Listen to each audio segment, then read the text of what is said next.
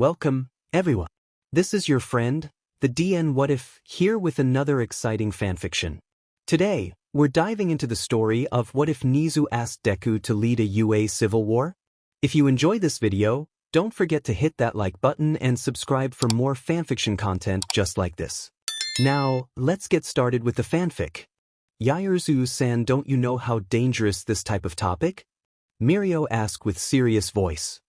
Everyone in this fake city knew a lot in 3E but at the same time didn't. They are spreading, observing, and roaming around. Nobody saw their face but they are wearing an all-black soldier-like uniform. They could blend in the crowd and you'll not realize it was them. Mirio said. Mirio didn't really know how to react to Momo's straightforward question. It's the same like asking him as if he was a murderer. How idiot these classes is. And please, you can't just ask a question like that, Momo-chan. It's like you're directly asking someone if they are criminal. You should find for an evidence before you go and accuse everyone. Nijire said while sweating drop. We are just invited here by Principal Nezu. There are a lot of freshly graduate pro heroes here too. See, since the principal goes all out, Tamaki gently explained. The four was clearly displeased to what they get from the former Big Three. You are on my watch list, Shoto said. Mirio, Nijire, and Tamaki dropped their jaw. They're really dumb. If they are really a criminal, telling them that they are in Hero's watch list will make them really cautious to their movement. Or they will lay low for a bit without letting themselves be caught by them. Okay? The three said before they started to walk farther. I didn't know this is the extent of how screw up the Class A. How did they even survive the 3-year course of UA without learning something? Mirio asked and sighed. We can't do that much for them. Just trust the others, I know they have a plan, Nijire said. Tamaki nodded in agreement. Katsuki and Izuku both went to the monitor room. They set the 2 drones that Mei and Itona made as they look from above on the real situation below. The 2 is now observing everyone from those monitors they set since day 1. The drone is now moving to the headquarters that the villain had. Their headquarters was located in the luxury lane. It was the biggest and largest house there that Izuku chose as their base. Who will think that the largest house in luxury lane turns out to be the main base of the villains?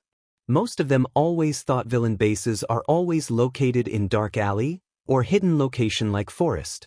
It's always been in dirtiest and ugliest as the movies and other heroes portrayed. But if someone could still remember, Overhaul's base is a house too, and it took Sir Nightie's agency a while to even find it, even if it was too close in commercial roads. If not for their help it would take longer than it was, since they always find in the suspicious place. If the villain is smart enough, they will think that the safest place to build base is those that close to the dangerous place like public places, because nobody will assume that way. That's how society works nowadays, especially those hero movies. They are feeding everyone where villains are always dumb and didn't think that much. They tended to get suspicious to those who dress poorly, so if you dress nicely and look really expensive, nobody will assume you are a villain.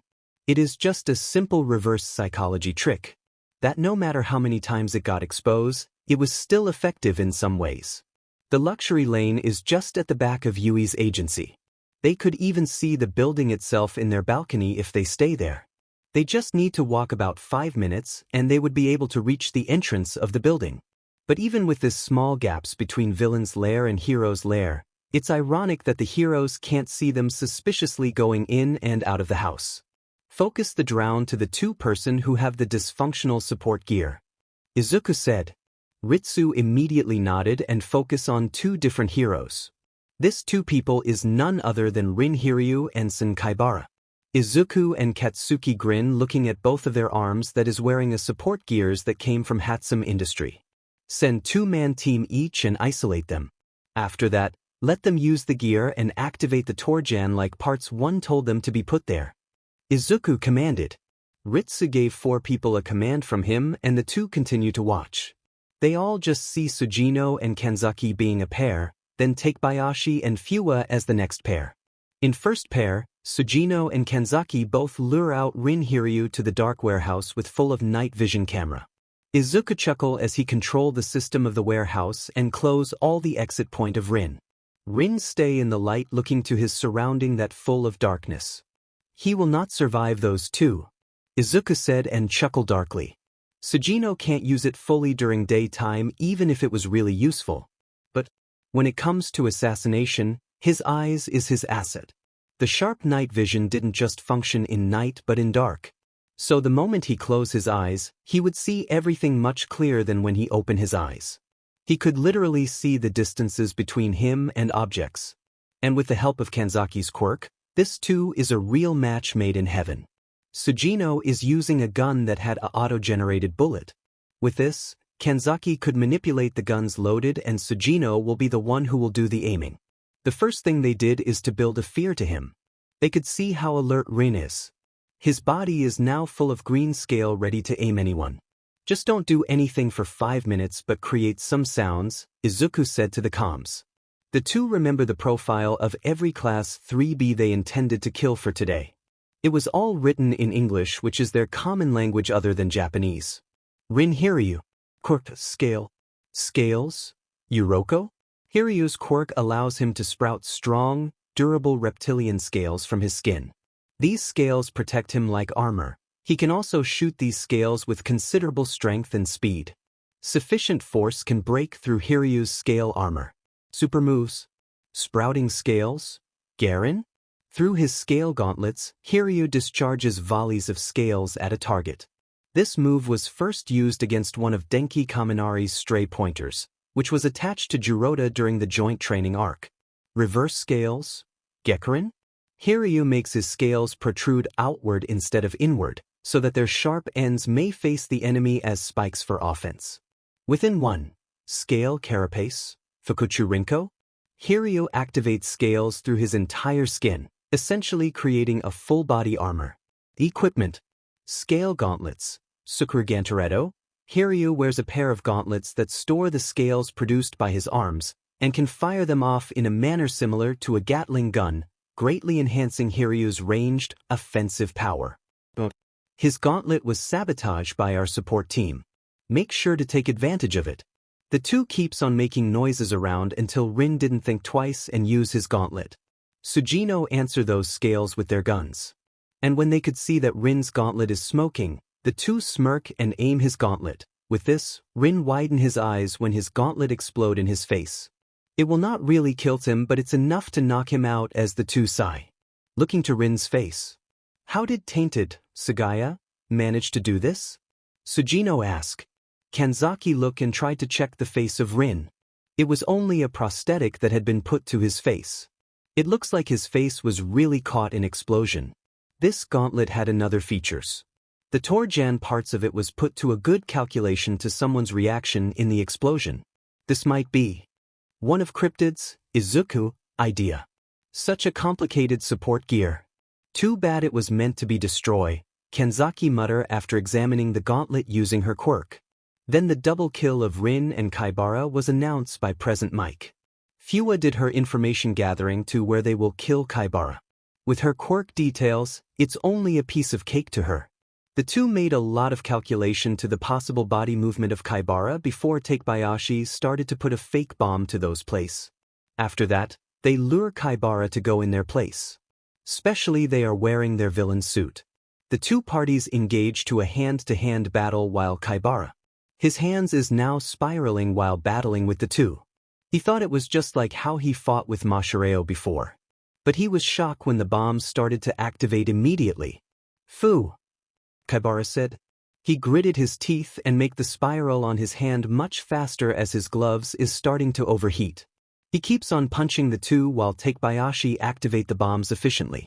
With this, it sustained Kaibara a number of scratches.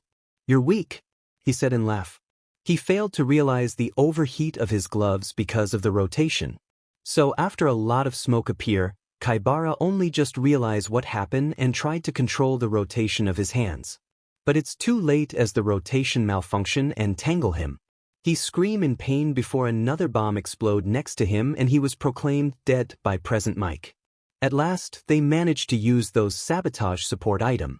Jazz, May, Shame, Itona, be ready, you're next. Snake, Nagisa, and Chaos, Karma, will meet them. Just set the restaurant to talk to them, Izuku said. We're both ready, May enthusiastically said. They could see the preparation of the hero team. And how they starting to get messy. You temporarily freeze the account of that ponytailed bitch and icy hot bastard? Katsuki asked, who was just watching with Izuku. Yep, so that they will be forced in some mild starvation. Momo will be forced to create more resources to them just like gold for their food. And since no one knew how to cook in their team, they will be forced to spend more money than they could use if they could cook. Exhausting Yaoyorozu is one of my initial goal. She could create almost everything he likes. It might looks like an advantage to them, but it will be their downfall. This will leave a lesson to each of them on how they need a practical skills too. Izuku said. Katsuki sighed, looking to his classmates. If they only didn't underestimate you all in the first place, they might have more chance to beat you. Katsuki said. That would be great if it was true. So all of us will enjoy the game more than this one. We would all love to fight with them in their full potential, Izuku said and smiled. But they are all too engrossed to the fact that they are praised by the media? Izuku sighed and looked to the screen. He saw Karma and Nagisa in their formal clothes strolling around the food lane. Let's go on a date tomorrow, what do you think, Kaken? Especially tomorrow, we don't have much to do than to take out every students away from the city, Izuku said. Sure, teddy bear. It's been a while since we have our dates, Katsuki said and grinned. Izuku just finished his monitoring to everyone and went out for their lunches. This is only the beginning of their killing spree for today. And he was excited for it. The heroes just finished their lunch. Momo and Kendo was now ready to talk with Mei and Itona. They went to the lobby and as usual, the front desk greeted them and told them to go at the floor where the two is. They went to the floor and found themselves to a lab. Momo attempts to touch something but someone slap her hand. He jump in scare because she didn't realize someone is near to her. Don't touch anything here, it's dangerous when you don't have any engineering background. Pona said. So sorry. Momo murmur. Why did you want another appointment? Did any of our gears malfunction? Itona asked her. There's a clear mockery in Itona's eyes and no one even see it. No one will know that two of the gears they give is sabotage. Especially they let the police to investigate rather than them. If they are the one that investigate the two early kills, they will found it out. But because the police was assigned to the investigation, he was sure Kimura or Isegai will get rid the evidence that their support gears was sabotage. No. It's not. Kendo immediately said. Mei is still busy in making some support items that came from Izuku. So Mei didn't join the conversation. You can sit there first, I can't go to the office because Hatsum might do another explosion. That's the last thing I want to happen, Pona said. The two nodded and went to the chair that Itona is pertaining to. Itona checked Mei first. Since first day of the preparation, the two get along. Sometimes Itona is really blunt towards Mei but Mei didn't mind. He taught Mei a lot and Mei absorbed it like a sponge. Indeed, Itona had more experience to the field than Mei. They are like having a mentor-mentee relationship. Terasaka didn't even get jealous because all their topic will only be within the field of inventing. After that, he went where the two is. Speak, why are you here? I don't like wasting my time the most. Itona bluntly said. The two gulped but nodded. Mr. Itona looked at them intently. Seriously? I'm Itona Horaibe. Pona said. The two look at him awkwardly. They should already knew his name, especially if you want to ask someone a favor.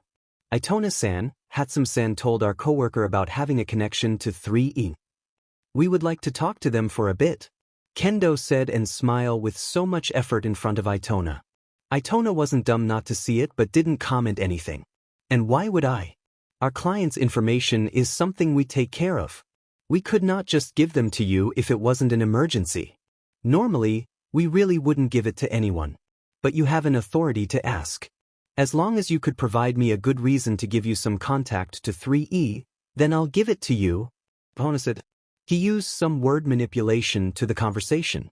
Letting them thought he was just force. It's a plan after all. He can't let them just think that the two of them is directly members of 3. It would become a disaster. Don't come back here if they refuse. The last thing I wanted is to mess with 3. Itona looked to them and give the two a devilish smile.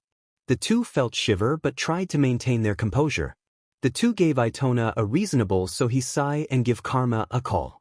Karma told them to meet them in the nearby restaurant and told them to ask the reservation. Chaos told me to meet you in the nearby restaurant. Go to the food lane and the first restaurant you'll see in the entrance was that restaurant, Itona said. Thank you, Itona-san. Momo and Kendo said in sync. Both look grateful to him. As soon as the two leave, Itona smirk. They look grateful to you when you send them to the devils. May said and chuckle. I sold them to devil but they even helped me to count the money.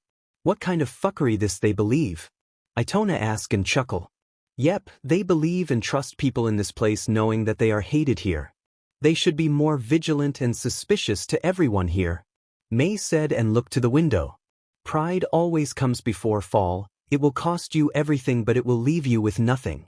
Pride could also be a mask of one's own fault. It will only fall the moment they started to realize their own fault. It will cause their elimination before they realize it, Itona said. May nodded and go back to her work. The two look nervous the moment they reach the restaurant. They give the card that Itona gave them. Please follow me, the waiter said. The two follow and was shocked that the two was in VIP section. The moment they enter, a bullet zoom next to them and when I reach the wall, the fake blood explode. The two look shocked and paled on how close the bullet is when it zoom out to them. So, that's how the blood came even without an injuries, Momo thought. The two composed themselves and saw two people in formal clothes grinning while holding a gun. They didn't know, the two aimed the door to get it locked.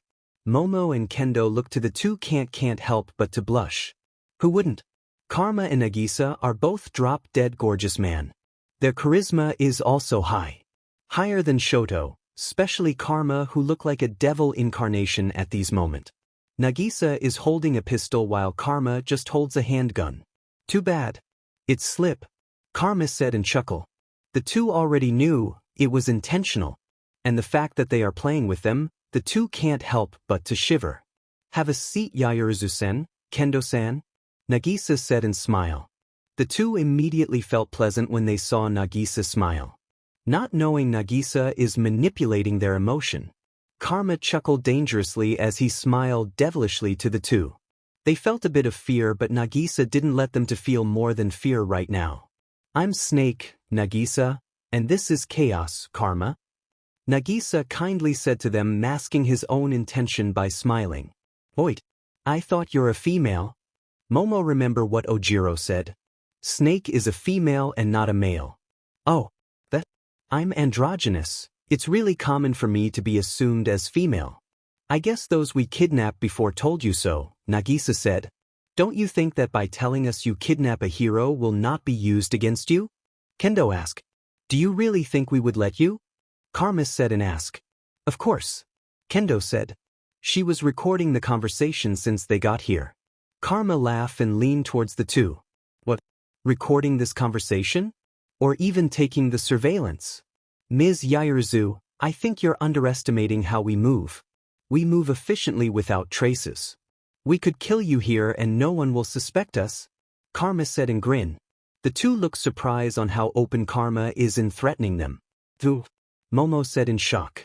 Right now, even if the surveillance camera is working, only the two of you will appear in the monitor. We never enters the entrance and certainly never let anyone see us here. So the staff only knows that only the two of you are in the inside, Nagisa said. He took a food from the stroll that was put before they went in. Recording or video in your phone will not also work, Nagisa said. Ritsu manipulate the whole system and their device the moment they got reservation here. Ritsu was also download in every hero's phone so tweaking their device it too easy for Ritsu. The two gritted their teeth trying to calm down. Yaoyorozu clear her throat and force a smile to them. You are one of the pillars and strategist of three, right? What? We don't have any obligation to tell you, Creati, Nagisa said and continued to eat some of the snack. Can you be straight to the point? You're wasting our time with this. Unnecessary talk. I don't want to see any of your face, Karma boredly said. Chaos, Karma. Nagisa glared to Karma but Karma just give him a devilish smile. Momo and Kendo both clenched their fist, trying to control their anger to the provocation that Karma is giving them. We wanted to have a partnership with your group to protect this city. A moment of silence was heard, Nagisa and Karma already expect it. But the moment they look to each other, the two laugh loudly. They look to Momo with disbelief while laughing. Wait, I'm sorry. What was it again? I can't stop, Karma said while laughing. Are you really serious? Oh my god. That's probably the best joke I heard, Nagisa said, who could calm down a bit but still laughing. We are serious, Kendo shouted irritatedly. Dumb as hell. Oh Karma said and laughed again. Nagisa managed to snap out and help Karma to stop from laughing. Karma really knew how to provoke anyone. Sorry. It's just what makes you think we will let our enemies have a partnership with us? Game-wise, we are in villain team and you are in hero team. Not that I care, you knew we are part of villain team. Since you could only open a case against us if you have a strong evidence that will start the police to investigate. The old saying about keep your friends close and enemies closer wouldn't be the ideal movement right now. Who do even think we will accept this partnership? Nagisa explained. Narration-wise, we 3E only protect this city because we will gain something from them. We are villain but disguise ourselves as heroes so we could monopolize this place on our own. Do you think with this situation, we wanted some nosy hero bastard to snort on our missions and plan? Did you even think this kind of scenario? If we are in reality, you will be killed the moment you ask that. Just saying this to you, since you will not be able to use this conversation against us, Karma said. He knew he was in borderline of saying their plan. But Karma knew how to hold back. Your naivety will kill you the moment you step on the field. Being pro-heroes is not as glorified as you think. Have you ever looked back to your roots? Why did you decide to become a hero in the first place? Because what I could see is only the shell of yourself, Nagisa said, and give them both pictures of the two when they are in first year. Their eyes is full of shine, determination and a goal to strive to be the best but still help others. It was different to their current eyes that full of pride, ego and greed. Since I wanted a challenge, I'll give you a hint. 10 people from your team will be killed for today. 3 was already killed, Karma said before disappearing with Nagisa. Both was shocked to what they heard and didn't even realize the 2 was nowhere to be seen. Tokoyami, Kuda, and Sato are staying in one room. Later they will do their task as part of villain team now. The 3 are holding a binder. The design of each was based on their hero costume. It was designed by Fuwa and Izuku, who made an analysis scrapbook for all of the heroic student. This was the combination of Fuwa's creativity, who designed the scrapbook, and Izuku's analysis for their improvement. Their binder was given to them the moment they told them their goal. And this scrapbook analysis helped them to improve. Now these 3 is ready to do what the villain team asked for. Momo and Kendo widen their eyes and just process what the 2 said. 7 more people will be killed today and they don't have any ounce of hint who will it be. Kendo tried to see if they got the recording, but there's none. Both look frustrated and call the headquarters. But it seems like villain team is in their killing spree. Pro-hero Real Steel and Pro-hero Comic-Con are both officially dead. Villain team might be into blood today. Since they finished their task, the last task they need to do is to eliminate the heroes. How will the others react to this? Well, we'll just see. Present Mike said. The 2 paled and now connect the dots. I now know who will be the possible target. It might be all my classmate other than me. Kendo said. Let's go, Momo said and run away in the restaurant. Creati. In their calm someone speak and they stop. Something's wrong?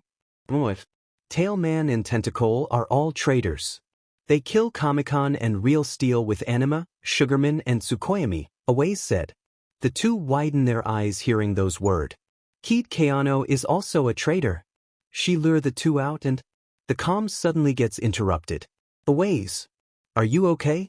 Kendo asked as her heart beats so fast. Nobody answered, but they heard some strange sound. Awase. Please answer me. Kendo is now shaking and crying. Momo was also overwhelmed and didn't process it immediately. Hey, sorry for interrupting your conversation, but we need to kill your members. Chaos, Snake, and Cryptid's order. Don't hold grudge, okay? See you around. Love to play with you all. A voice of a girl was heard to the comm. Kendo felt as if she already heard it. She can't just pinpoint where. The two was shocked as Kendo broke down. It seems I am right, hey? Little listeners, pro-hero Hero Weld and pro-hero Emily is officially dead. Wait, there's another one. Pro-hero Shemage was just killed as of now. They almost got killed at the same time. Present Mike announce. Momo contact everyone and give an order. Everyone, track where is Kamakiri and Monoma. They are the next in the target. Momo shouted. But Momo felt blank when she heard another announcement. Pro-hero Spiral and pro-hero Phantom Thief was killed from different place at the same time. What is this? They kill exactly 7 people in span of 10 minutes in different place. This is overwhelming kill. Everyone, go back in headquarters. Shoto said in the comm. I'll do the scene how they got killed in next few chapters. Asterisk. The two looks like a zombie when they get in the headquarters. They almost broke down seeing their numbers decrease immediately. They only have 6 members. We can't finish the task with our number? Iida said. Clearly everyone is losing hope right now.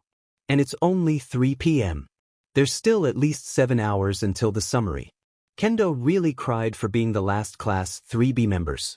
Do you like our surprise? The monitor immediately opened and all of them look shocked. They see a lot of people in the same place where Katsuki is making his videos. Kuda, Tokoyami, Shoji, Ojiro, Sato and Katsuki are all they knew. That's Chaos, Cryptid, and Snake. And Keano Momo murmur. She was the only one who interact with them. Especially with Keano. Keano is one of those who helped them the most. Most of them can't believe that Keano did that to them. It's overwhelming and really makes them lose all the hope they had. Fuck you. Shoto shouted. That's a sharp-tongued young man. Karma said and chuckled. You know, just a piece of advice. You don't have to use curse to provoke someone. That's low. I prefer poking their temper using words manipulation. Right, Katsuki? Karma said and grinned devilishly. Katsuki just give them a middle finger. Come on, chaos, Karma. Create more chaos. God, I miss this. Keano said. What do you want? Iida seriously said. Nothing, we're just checking you. How are you? Karma said and give them an innocently like smile. The same smile he gives when he first met Koro-sensei. Most of them got a tick mark and smile forcibly. Are you dumb? Of course we're not. Your team just killed 7 of our members. Kirishima burst out. He looks disheveled and exhausted. Oh, okay. And correction. It's 10. Izuku said. Katsuki almost laughed but Keano did it. The moment I see you, I'll make sure to burn you all alive. Shot angrily said. Really? You'll use you fire? That's unexpected. But whatever. Karma said looking bored to them. They didn't realize how their temper went up with just few words from Izuku and Karma. It's official, don't let Cryptid, Izuku, go near to Chaos, Karma, and Snake, Nagisa. Keano said. Everyone nodded. But why did you betray us, Keano-sen? Momo mournfully said. She was the most affected to everyone. It was planned after all, Keano said and smiled. How? Jiro said, who was also at the brink of her breaking point. What do you mean how? How I did it or how did I act without remorse? It's my job after all, Keano said and took out her green wig revealing her light black long hair. Most of them was shocked, especially Kirishima and Jiro, who immediately Keano. Hirina Maze. The two said, I'm not surprised you knew my stage name. Oh well, acting had always been my forte. It was one of the reasons why they assigned me to that role. Because the moment I decided to do a role, I'll make sure to do it perfectly.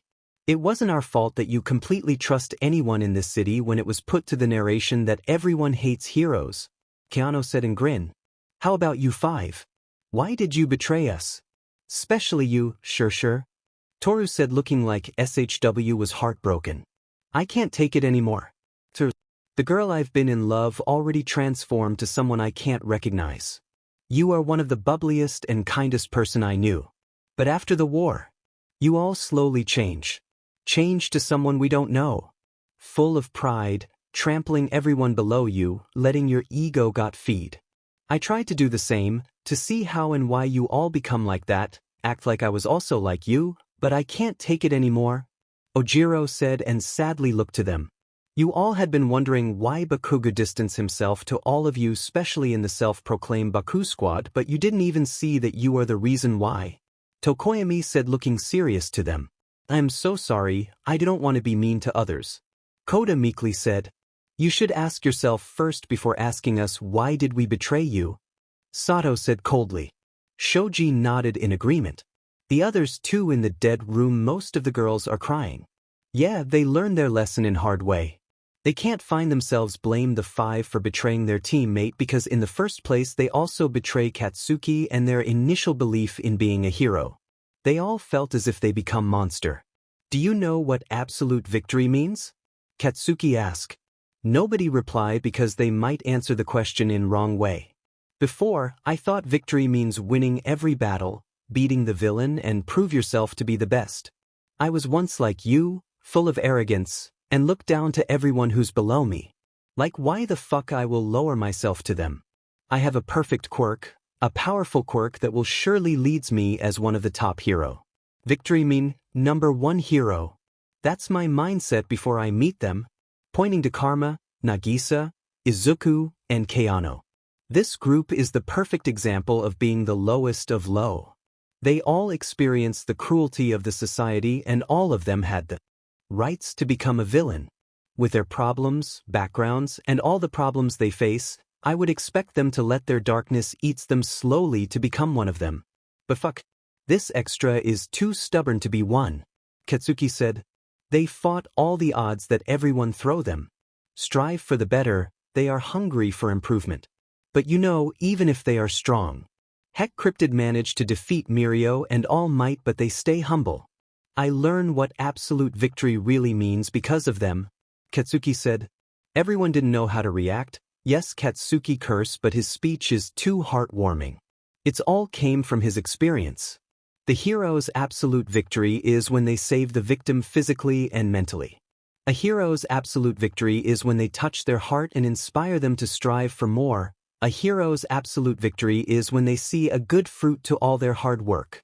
It's not about winning the battle but winning the odds. It doesn't matter if you need to retreat if there is a villain. Because the most important thing is the safety of everyone.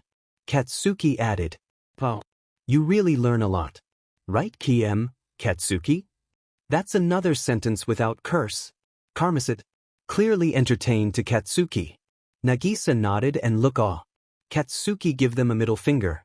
By the way, that blonde-haired arrogant phantom thief. I enjoy fighting him, Nagisa said and smiled. Karma looked to Nagisa and felt a shiver in his spine. Oh geez. I pity him to whatever happened to him. Izuku said and shake his head. Katsuki and Keano immediately put some distance between Nagisa and them. Izuku chuckled to the wariness of the two. Toru, Jiro, Kendo, and Momo all cried while the boys clenched their fist. Who will be the next target? Who knows? Izuku said and grinned before the monitor went blank. Most of them look exhausted and just want to rest. I think it will be better if we eat first, then let's take a rest, Iida said. Everyone nodded and agreed to them. Shoto immediately assigned someone to buy their food. Todoroki, your card is freeze? Kirishima said in the phone call. What? Did you check twice? Shoto asked. Yes, I check it twice. In ATM machine. It said that the card was freeze, Kirishima said. Well, Shoto gritted his teeth. Why the hell his old man cut the card? I got this, I guess? Momo said she went out of their HQ. Kirishima wait for Momo to appear and then they tried the card of Momo. Her card was also freeze, which shocked them. But Momo sighed and then started to create a gold for them to exchange to a pawn shop. The two went to pawn shop and got enough money for 2 meals. They went to a restaurant and have a takeout. They went back asking why their cards are all freeze. After eating, they all tried Iida's card and it was also freeze. None of them could cook, so they all relied in takeouts. And now, because of it, Momo become their resources. This group is really unpredictable, All Might said and sighed. They all nodded in agreement. Now Hound Dog decided to go in the dead room and talk to the students who stay there. The villain team successfully broke them. Some was still crying, others look regretful, others are not responding, and most of the others just saying sorry. They went inside really cocky and proud. But exit the fake city like a broken doll that will broke anytime. Hound Dog sighed and tried to lessen the breakdown of everyone. This is just the first step for the changes of heroic students. He don't know if they did right, but he hoped that the game's effect will be positive. Earlier that day, the Traitors team had two targets. One is Tetsu and the other is Manga Fukidashi. Tetsu's quirk allows him to turn his skin into steel. This power grants Tetsu both augmented defensive abilities to withstand attacks, as well as the augmented strength of his unarmed physical attacks. On the other hand, Manga's quirk allows him to materialize words in midair by speaking them. These words are onomatopoeia, words that describe sounds, which can manifest the effects of the phenomenon that the sound suggests. The only drawback is that the overuse of his quirk can cause him to get an incredibly sore throat. Both quirks is dangerous, especially Manga, who could just create a word like sleep, and the words will affect them immediately.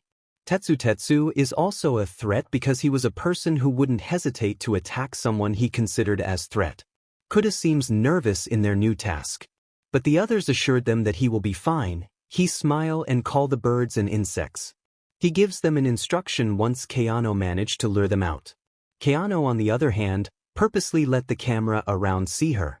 Then she saw Manga and Tetsu who was in their patrol and making some task. Kuda scouted the place with the animals that villain team provided. Izuku even wanted her to bring his lion and whiter tiger if Kuda wasn't too scared and gets nervous because of it. It turns out that some of the animals in the fake city zoo is actually Izuku's pet. He lent it to Nezu just for a bit and just in case they will need it. "Are you okay, Anima?" Keano asked in the earpiece. "Why, I am just nervous." Kuda said. "It will be fine, we are here." Keano said. Keano is only their support. She wasn't allowed to help the Traitor squad that much other than being distraction. Shoji and Sato was the one who was assigned to Manga, while Ojiro and Tokoyami is assigned to Tetsu. Keano used her superb acting and her quirk truthful lies to call Tetsu and Manga. Dramatically ask for help as she was kidnapped. With the help of Keano's quirk, the two immediately believe it and went to her immediately. When they reached the abandoned building, Shoji is already spreading and expanding his limbs around.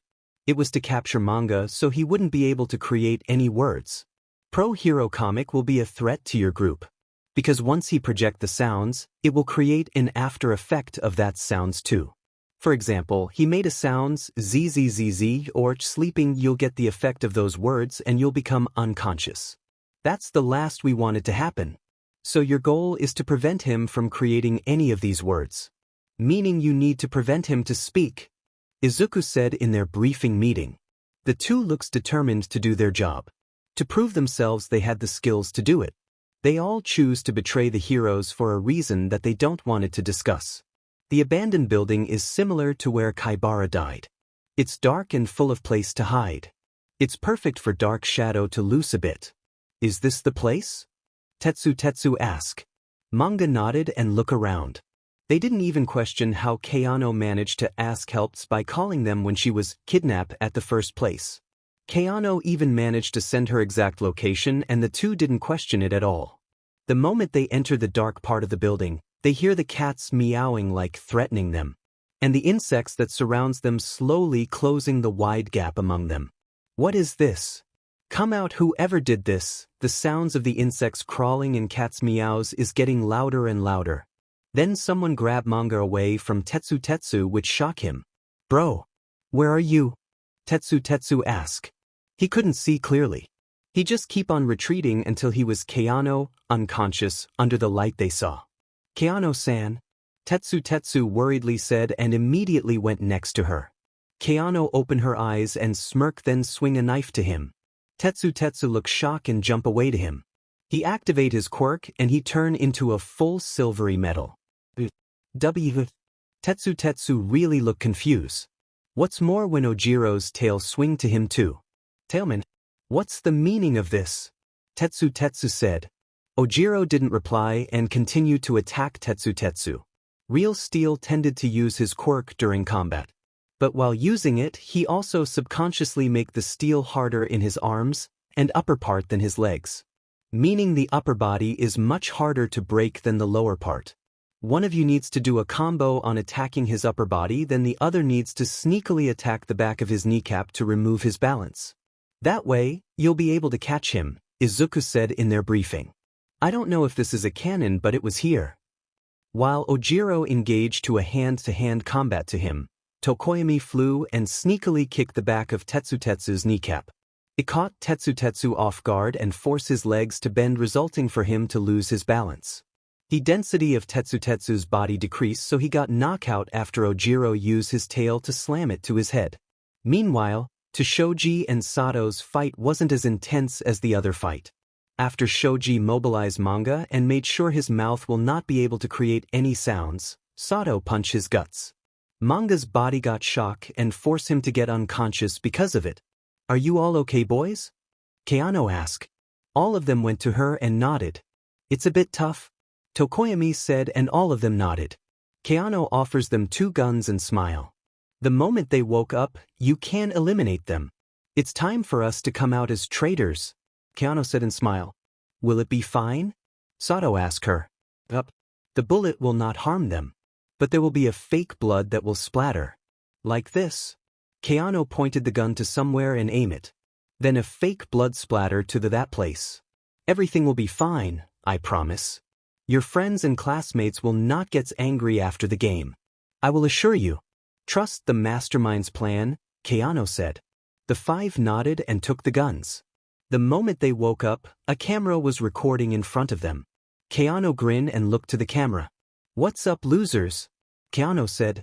It was Ojiro and Tokoyami who eliminate Manga and Tetsutetsu by shooting them a bullet in their heads. Keano sent the videos to Hero Course and was viewed by Owaze. The villain team expected the move as Okano and Nakamura are both already in the monitor room of the hero team. Owaze was shocked to see the video as well as the footage of what they did to the 2. Present Mike announced the death of the 2 as Owaze looks shocked. He immediately called Momo. Kriati, he shouted. He was trembling in fear to find out there is a traitor among their rank. His hands are shaking as he watched the video in loop. Something's wrong? Momo sounded worried, talking to Owaze. He was clearly having a panic attack as his thoughts overwhelmed him. What if he was next? What if he will be killed? He tried to take a deep breath and report what he saw. Tailman and Tentacle are all traitors. They kill Kamikon and Real Steel with Anima, Sugarman and Tsukoyami, Owaze said. He can't believe Kuda and Sato was still alive. Was this not against the rules? They are part of Hero Team. Is there a loophole again? How many loopholes did the rules have that this makes everything possible to the villains?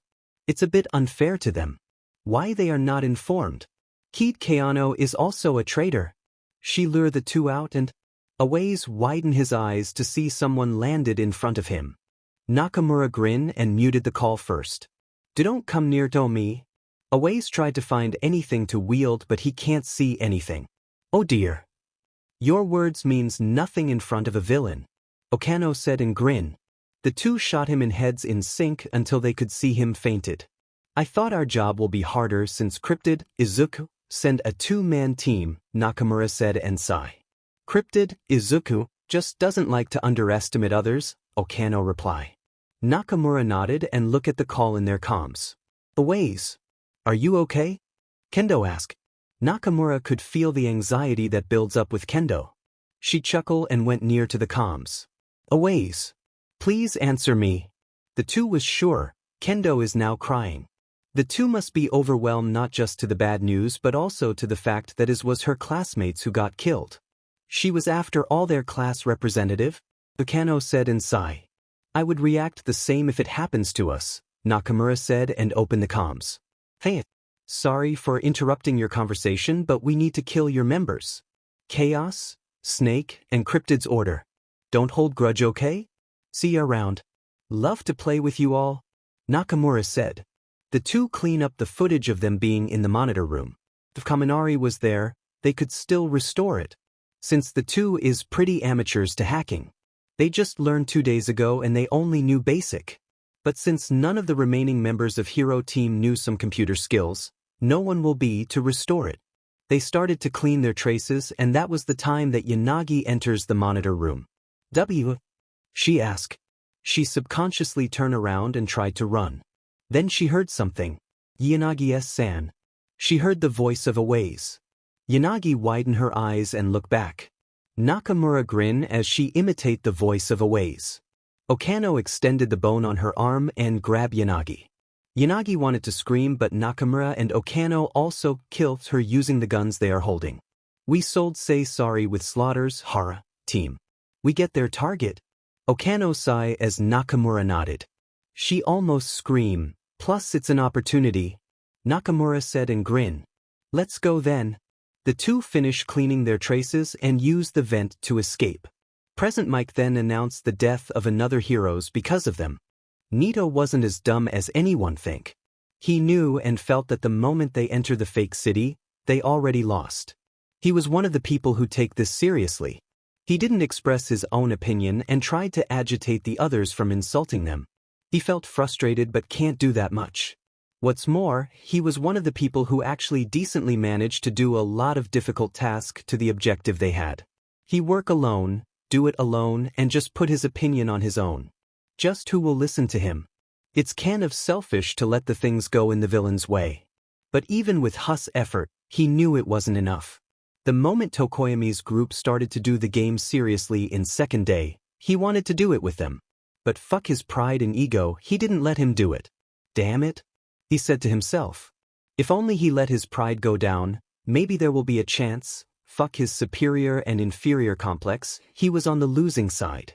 He was well aware how selfish he was, how arrogant he was, how annoying he was. But it's hard to change to who you are when nobody helps you.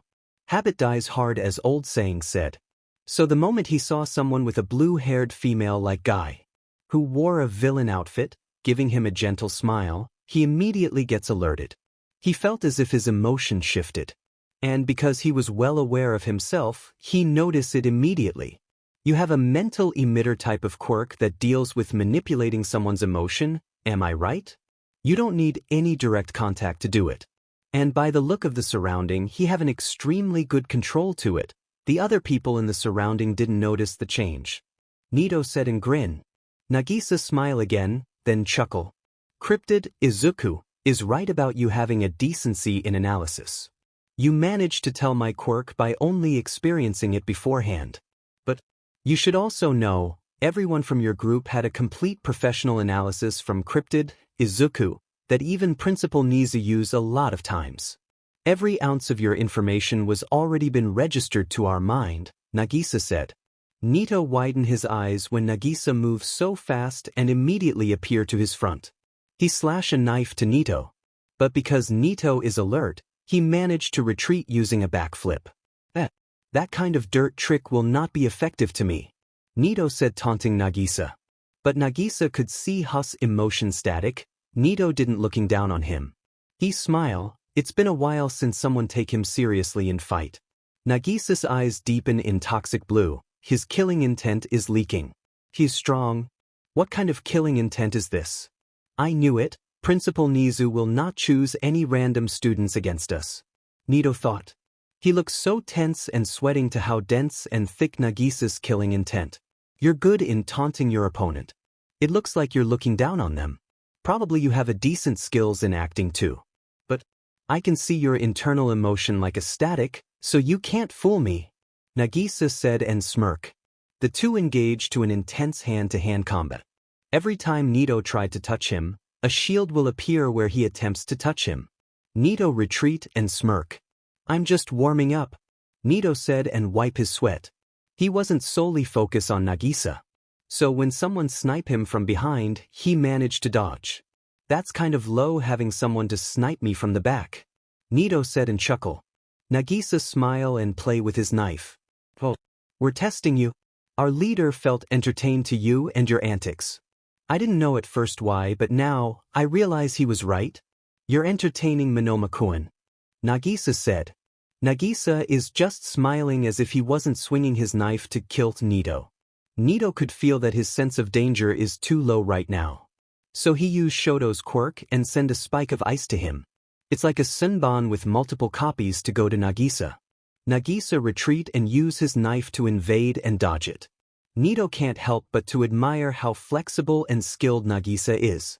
While Nagisa is busy in dodging the multiple ice spike, Nito is now readying the fire side of Shoto's quirk to be the next attack he will do.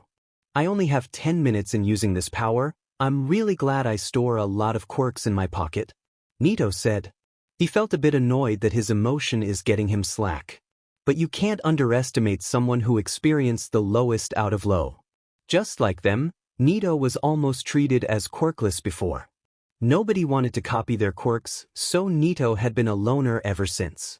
He masked himself to someone he can't recognize anymore, and now he was suffering to the backlash of everything he did. His mask personally started to slowly fuse to his real personality, combining it to become an inferior-superior complex. His will is something Nagisa admire, so the sniper, which is Kataoka and Takebayashi, tried to distract Nito. Nito also sent an ice spike to the two with a right calculation of their places. Nito trained before to not solely rely to his quirk, since no one wants to let him borrow their quirks. And now it's giving him the fruit of his labor. You are the first who managed to push us. Good job, Nagisa said and smiled. He just heard that his two sniper classmate managed to survive the spike. They used the portal and went to different buildings. Of course. I knew I will be killed, but so what? As long as I am still standing, I will fight. I am not a loser like Class 3A and my classmate who died without fights, Nito said. He could feel his stamina drains, and then he sent the massive fire to Nagisa. Too bad for him, Karma was near to his boyfriend and using the cold temperature part of his quirk. So instead of the fire, steam is the one that Nito managed to burst. Nito was shocked, so he changed his quirk from Shoto's quirk to Inasa. He immediately blew the smoke using the wind. He tried to locate it where Nagisa is. Looked to everywhere as his heartbeat become really fast. The sniper is still distracting him. So he didn't realize, he was paralyzed on how thick the combined killing intent of Karma and Nagisa. Finish him, my little snake, Karma said and grinned, then he gave him his knife. Nito widened his eyes. He feels like he was being trapped to a snake just looking to Nagisa. He can't speak as Nagisa looked to him. He smiled with his most innocent smile that Nito could see, but it brings him a shiver. Karma giving him the knife means one thing. The clap stun technique. A typical stun clap has 3 conditions that must be met for it to be used effectively. Nagisa thought, looking to Nito, who was clearly scared. The user must have more than one weapon. Chaos give me another knife, so I met this requirements. The opponent must be skilled at combat. Monomakuen is really skilled in combat, so I met this requirement too. So last but not the least, the opponent must have experienced the feeling of facing death at some point in the past. Monomakuen experienced bullying in the past. Cryptid, Izuku, did told me he was considered as almost a quirkless, Nagisa thought. Once all 3 conditions are met, I need to walk toward the target at a steady pace with one weapon in hand and the other weapon put away. This makes Monomakuen focus on the weapon currently being held by the user. Taking advantage of the target's attention on the weapon in hand, I need to drop my current weapon and quickly claps my hands together in front of their target's face. Because Monomakuen was so intensely focused on the in-hand weapon, the clap will momentarily stun them. Once he is disoriented, I could subsequently draw out my second weapon and use it to finally kill him. Nagisa thought as what he was doing reflect to what he thought. After Nagisa clap, Takebayashi used that timing to kill Nito. Is he that tough? Karma asked to his boyfriend.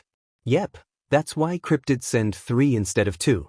You just go with us since you are not assigned to any task, Nagisa said and chuckled. He thanked the 2 before they heard the announcement in Nito's watch. He was a worthy opponent. Too bad he had his own issue. I could see how many quirk he copy. But his body can't handle a lot of powerful quirks. He used both of Todoroki's and Yorashi's quirk. It could toll his body so much, Nagisa said.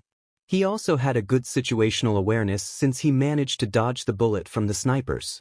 Unlike Yairzu, Karma said and chuckled. The 2 just went to continue their dates. This is where they go the moment they finish talking to Yairzu and Kendo using the portal. Unlike Nito, who died while fighting, Kamakiri and Komori died without them knowing it. They are in patrols together. Both was alert and talking a bit to what would happen to them. Not knowing that's in few meters away from them is the notorious sniper couple who was just waiting for them to walk by. Komori was first to die when Chiba sniped her.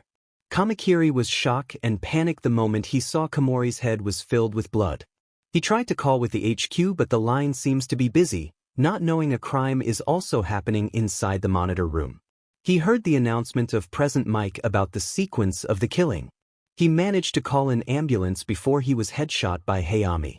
Want to eat something before going back, Vision, Hayami? Chiba asked to the earpiece. Sure, your treat? Hayami asked. I'll be using Cryptid, Izuku's card. But I already asked for permission. Chiba said, clearly embarrassed. Hayami giggled but grinned even if she knew Chiba wouldn't see it. Next time, it will be your treat, she announced. Okay, Chiba said. The two went to Food Lane for a date and didn't hesitate to buy a lot. Izuku even told them they could spend 1,000,000 yen and he will not care. It was his old man's money. And Hisashi is practically begging for Izuku to spend his money since he found out he is his father. He said, at least with that, he could feel useful and be part of Izuku's growth. Izuku had always been independent and didn't like to spend money, so he was sure Hisashi would cry in joy if his bank lost a lot of money because of him. The two spend a decent amount of money while in date. They act like they didn't even kill someone a while ago.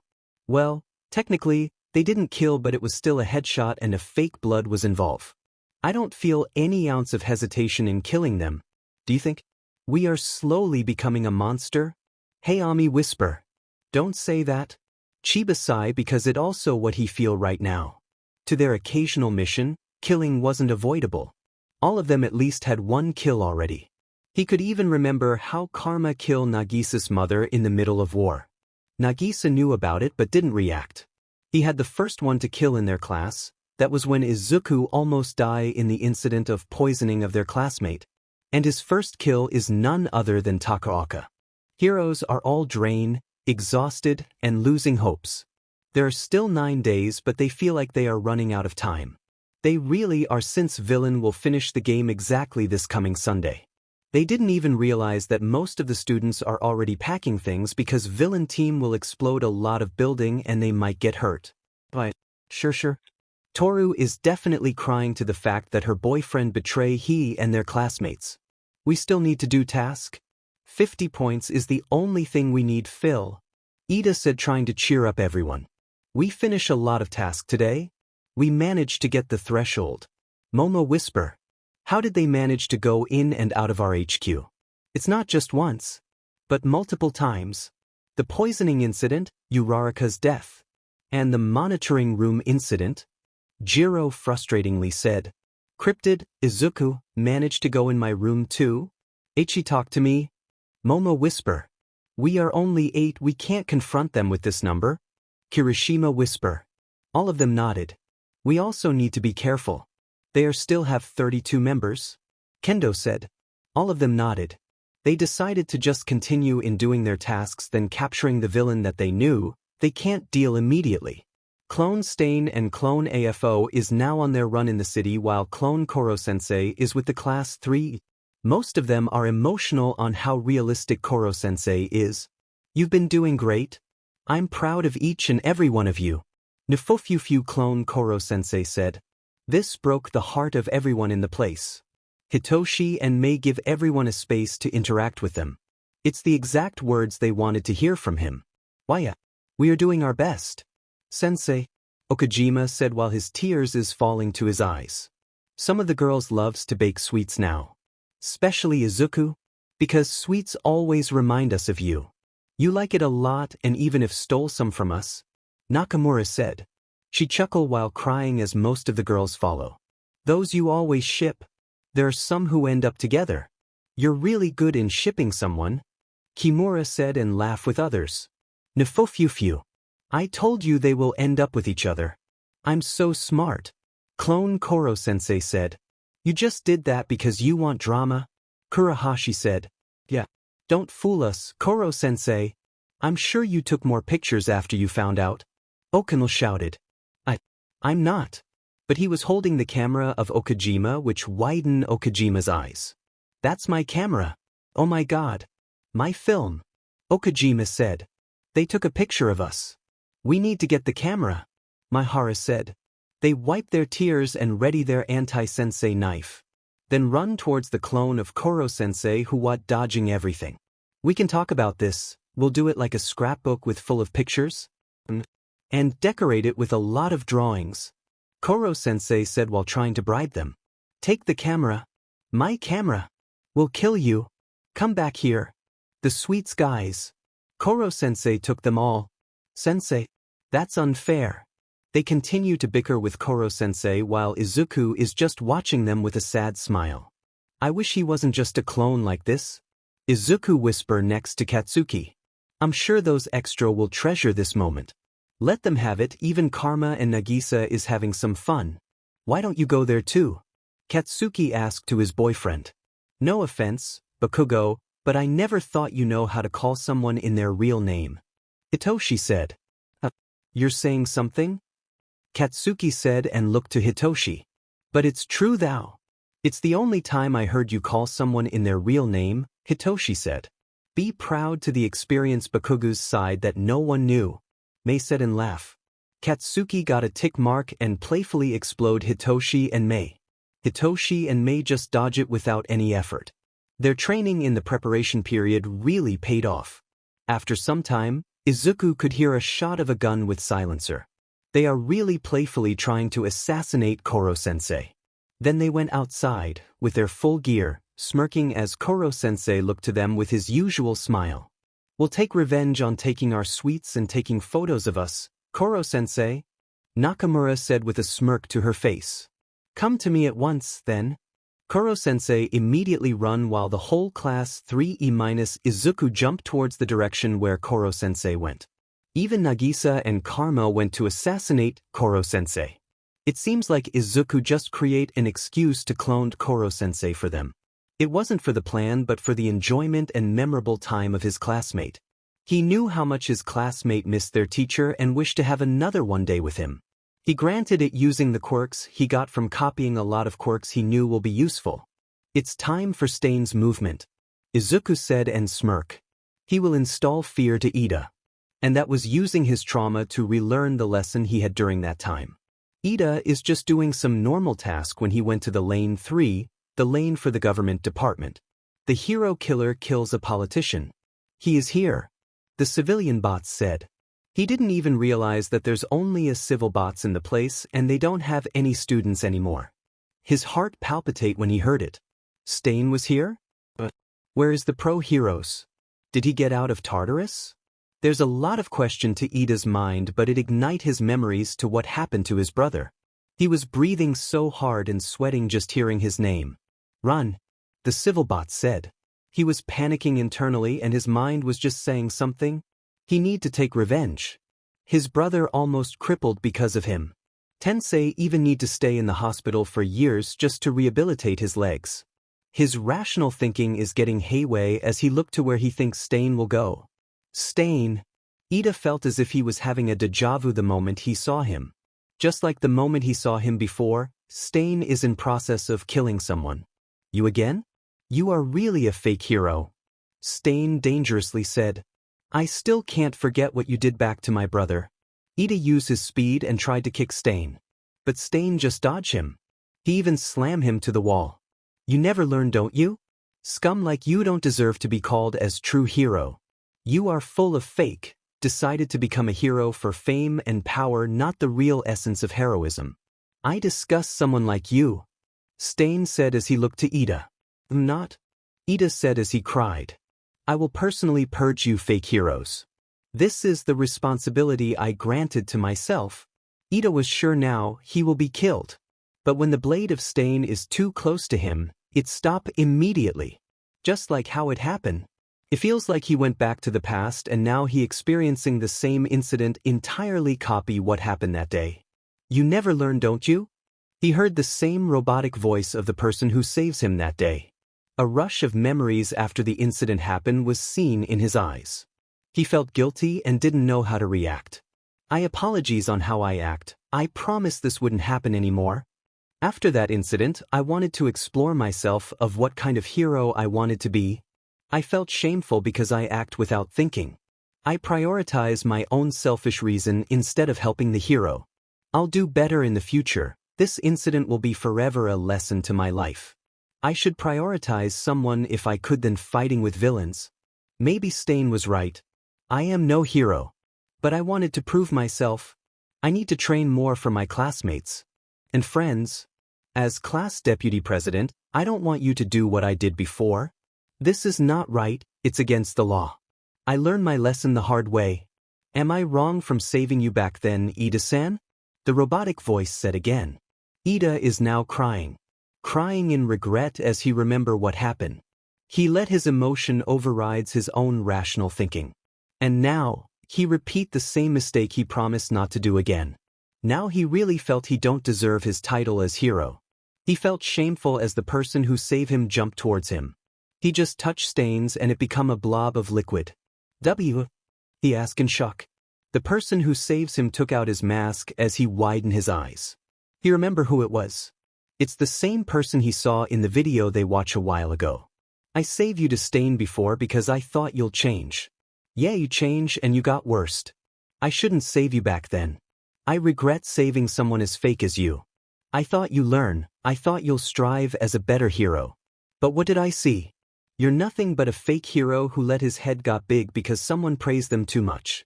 They are right, if you give someone too much information, they will abuse it, Izuku said.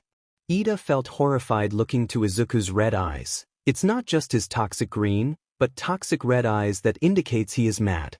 I'm sorry, Iida shamefully said. He cried silently, blaming himself to what happened, and become the worst possible person he ever knew. He can't accept how he made this big mistake. I'm sorry, he repeated. This incident made him remember the hero that he wanted to be. Forcefully put him back to his right path. But it was too late. Because Izuku kills him that time. He promised to himself, he will not do this mistake again. All he could remember is him losing his conscience. I didn't mean to kill you, but you make me mad to your own decision, Izuku said and went out of the alley. His eyes just came back from being red to being toxic green. He still felt annoyed, but he guessed he just need the presence of his boyfriend so he could calm down. Stain's clone already served his purpose. Now, All for One's clone will be the next, Izuku said and disappear. It's already near to 7 p.m. and another hero died. Pro-hero Ingenium died in villain attack to a random alley in lane 3. I didn't think that villain team wasn't finished in their killing spree, or I guess I'm wrong. Anyways, heroes only have 7 members to go. Will they still be able to make a comeback? Present mic announce. The other villain team was confused, but they just think someone from the higher-ups for them. Like Izuku, who wasn't with them in attempting to kill Koro-sensei. I feel like we need to have a distance with Cryptid, Izuku, later. I could feel his rage everywhere. Karma said. Everyone already knew who killed Iida that moment. Karma could sense it even if they are in another street of the fake city. Guys, Koro-sensei is escaping, Maihara shouted. Everyone immediately went to the direction of Koro-sensei, who was now mocking them and having a green-yellow stripe color. Nifofufyu. You will not be able to get me, Koro-sensei shouted. He was munching some sweets that he gets from the villain team's kitchen. Everyone is laughing while trying to catch him off guard. Izuku decided not to use the clone of his father for today. He feared that he might actually do something that he will regret. He was having an uncontrollable rage right now and to calm down. But he can't, it's like all his regret after seeing Iida run towards where Clone Stain is pull him down. He regret doing that after the war. Hisashi Midoriya Aka All for One is beaten black and blue in the battlefield. Most of the class 3 is with there, had some minor injuries. Isegai and Kataoka had the most injuries, but it wasn't life-threatening. Give up, father. I know you did this for some reason, but it's time to stop, Izuku said. Looking to the destruction they did, in the area, it's a surprise no one found out about their battle. He could sense All Might's team and the whole Class 1A with some Class 1B going to their area. Karma-kun, lead the whole class in our mountain. I'll heal them later, I just need to do something, Izuku said. Will you be okay, Izuku? Nagisa worriedly said. Yeah, everyone here is paralyzed and can't move anymore. I just need to manipulate some threads who the credits will be given to others and not us. It's too dangerous if media found out it was us who defeat the leaders and generals of Paranormal Liberation Front. Izuku said. Karma and Nagisa understand it. They are the shadows of the society. Their good deeds will never be seen in light and they already promised to help the society without taking credits. Izuku opens the similar portal of Kurogiri. He opened it exactly to their mountain as Izuku looked to his father. I'm sorry, son. Hisashi whisper. We will talk the moment you are jailed. You'll be fine, Dad. I promise. Izuku give everyone smile. It reassured them that they will be fine even if they will be captured. Izuku being an informant, he knew the drive of the heroic students. They fought nobly to their beliefs. Although they all have shortcomings, he trusts them to take the credits in defeating the LOV. He thought it's a perfect plan, that the Class A and B will stay humble even with the title. All Might stay humble even with his title. The symbol of peace was with him for almost 3 decades. He thought it was right, but he miscalculate how medias will move. Izuku teleport the Class A and B in the place where the PLF generals was in. He installed the time of the media and other heroes being in the place. He let the media first see the young heroes who decided to act and mobilize the paralyzed PLF generals. Most of them look nervous but act how Izuku predicted. He thought he saw the bright future in them, seeing their shining determination in their eyes. He believed they will be fine. The moment heroes arrive, he talked to them and explained what happened. All Might wanted to tell Izuku that they should take the credits, but Izuku refused and wanted to stay hidden. The heroes had no choice but to give the credits to the heroic class students of UA. PF generals are all arrested and the imperial family is the one that imprisoned them with the Doctor Underground. Because of this, the Japan slowly regain its glory. Because of this, Class 1A and 1B who become the Class 2A and 2B was praised by media. People started to admire them, giving them small gifts, giving them simple thank you. At first they tried to explain it wasn't them who defeat the PLF. But they are the one that had been seen in the area. Media on the other hand don't care to their opinion and just say what they see, exaggerating them to the point people believe in them. Hero's testament didn't help. It got worse that the two class started to change without them realizing. Katsuki and the Bean Squad is one of those that realize. But Katsuki also could see that the Bean Squad was forced to do everything the others do. He knew their fear, the fear of being isolated. He tried to help in simple way, but his help was also like how shadows work. He helped them without taking credits. Katsuki distanced himself to everyone other than the Bean Squad. He told Izuku what's happening in the Class 2A and Izuku started to regret his decision that time. I shouldn't let them got those credits. Those vultures, they have a fault but not as big as mine. I can't give the credit to Endeavor because I'm sure Karmakun will get mad. Not with other top heroes too, it will make it worse. But Izuku cried in arms of Katsuki, holding his anger to himself. Katsuki understand, Izuku had no choice that time and the best choice was them. It's not entirely his fault, but media's had big part why they change and forget what kind of hero they wanted to be. That day, when Katsuki talked to his boyfriend, Izuku let him see his fragile state. He cried and just telling his regret doing those mistakes. But you might be a genius, but it doesn't mean you are not human anymore. People make mistake, it's normal. Katsuki whisper, letting Izuku understand it wasn't his fault. Katsuki tried to help too by winning all the fight he had in the school. But it backfired since he had been considered as symbol of victory already. He thought that by letting them lose, they will realize that there are people who's far more stronger than them. But it turns out, his win was twisted to become an evidence on how strong they are. In the end, he just give up. Izuku could feel his rage reaching his limit when he saw Katsuki. Katsuki could feel his boyfriend was mad. He shivered to the thought that Izuku might lashed out, but Izuku just go to him, hugs him and cried. Izuku just release all the anger, frustration, and his guilt to what happened in the past. Katsuki immediately connect what happened. He knew Izuku used stain for Iida. Iida must done something to increase Izuku's anger. Do you want to talk about this shit? Katsuki asked. Izuku nodded, so Katsuki guided Izuku to their room. Katsuki clenched his fist. He will talk to that Four Eyes the next time they met. What? Most of the dead students ask. Looking to how villain team goofing around really shocked them. They've been in that place since their death, and all of the things they see is the serious side of them. Mostly they discuss their plans and some normal conversation. They even saw them just casually enjoy the amusement park. But they didn't see the goofy side of the villain team. What's more, their goof side is rather unique. I see. I didn't know, Yui said in sigh. Something's wrong, Yu-chan? Komori asked. The villain team. They are part of AC project? Yu said.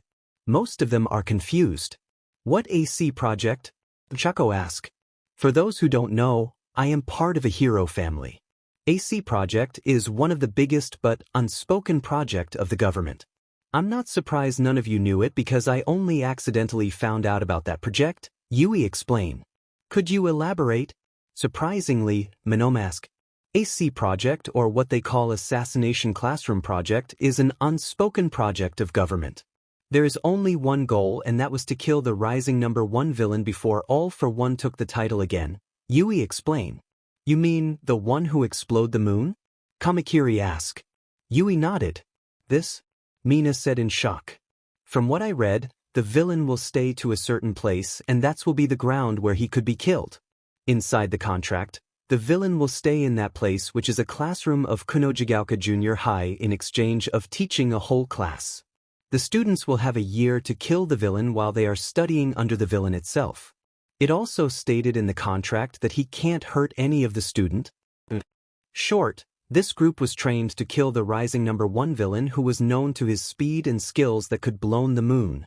You said, all of them was shock. Minoma felt better now that he was defeated by them.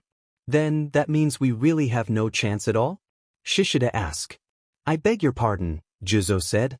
We had a chance. I am here since day one. I saw most of their quirks. Yes, they are skilled specially in knives, gun, stealth, infiltration, and attacking in shadow. But most of them had weak quirks, which should be our advantage.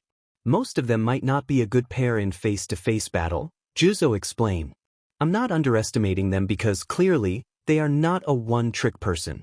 They had multiple skills and had their own unique fighting stances. But if you pair, for example, Isegai, to Todoroki in face-to-face battle, Todoroki will win. Nulls, Isegai, quirk, I think it's a mental emitter quirk with voice activation. Like a weak version of Shinsu's quirk. The reason why they are having a flood win is because we underestimate them, Juzo explained. I also could see they are experienced in field. Like those underground heroes. They might win by default because of their experience, but if we didn't underestimate them and really prepared for the fight, I'm sure we could make them run for their money. Setsuna concluded as Juzo nodded. That might be the reason why they get rid you immediately. Minoma said and laughed. It's not funny. Shiro said. The fuck it ain't? They killed Juzo and Setsuna because they are threat. Don't you see? They consider us, Class B, more threatening than Class A. Minoma said and laughed. Juzo just knock out Minoma and sigh. But he also thought the same since they didn't change that much after the war. The two mostly avoid the media as they are all annoying and they just want to continue on being a hero. The villain team indeed see them a big threat. We would learn more under them, that's for sure. Shota said. Everyone nodded while continue to watch how goofy they are while killing the clone of the rising number 1 villain. Karma and Nagisa decided to check Izuku. But they are surprised to see Katsuki in Izuku's room while Izuku is curling beside Katsuki. The two immediately get worried and went to them. What happened? Nagisa worriedly asked. That fucking Four Eyes makes him remember his guilt to what happened in heroic class student, Katsuki said, clenching his fist because of it. It's not his fault as he had no choice. Either that or giving it to the pro heroes. Balancing the consequence, choosing the student is the safest. If he let the heroes have the credits, then all our hard work will not be possible. Choosing the pro heroes means retribution to them. People will surely forgive all their sins in hero society as they save them. By choosing the hero hopefuls, we manipulate a bit of public opinion that there might be a chance that the new generation will change. And we did, we created a new society for those who had been shunned by them before. Karma explained. Indeed, letting the pro heroes take the credits will surely make them pay really impossible. That's the last thing they want to know. Taking the credits themselves will not be an option as it will remove the sense of security they have so they can move freely. That will be the last resort they will have. Karma also knew why Izuku accepted this request to Nezu. And now, he was sure that Izuku is slowly correcting his mistake. Hey. It's 10 p.m. and we are ready for the summaries of the day 5. It's quite intense and really productive. In Villain's team, let's see with the hero team. Present Mike said as he looked to the screen where their task was put. Class 3 a hit list. Class 3B hit list. Hero teams is definitely outnumbered now after the huge killing spree happened today. It was revealed that Pro Hero Anima, Pro Hero Tailman, Pro Hero Tentacle, Pro Hero Tsukuyomi, and Pro Hero Sugarman is part of Villain team. So your team members' overall number will be reduced to 33. There is 11 deaths for Hero team. All the remaining Class 3B minus Pro Hero Battle Fist was killed alongside with Pro Hero Ingenium. So now, out of 33, Hero teams only have 7 active members. Present Mike can't help but to feel awe at the same time scared that the Villain teams did this all in just 5 days.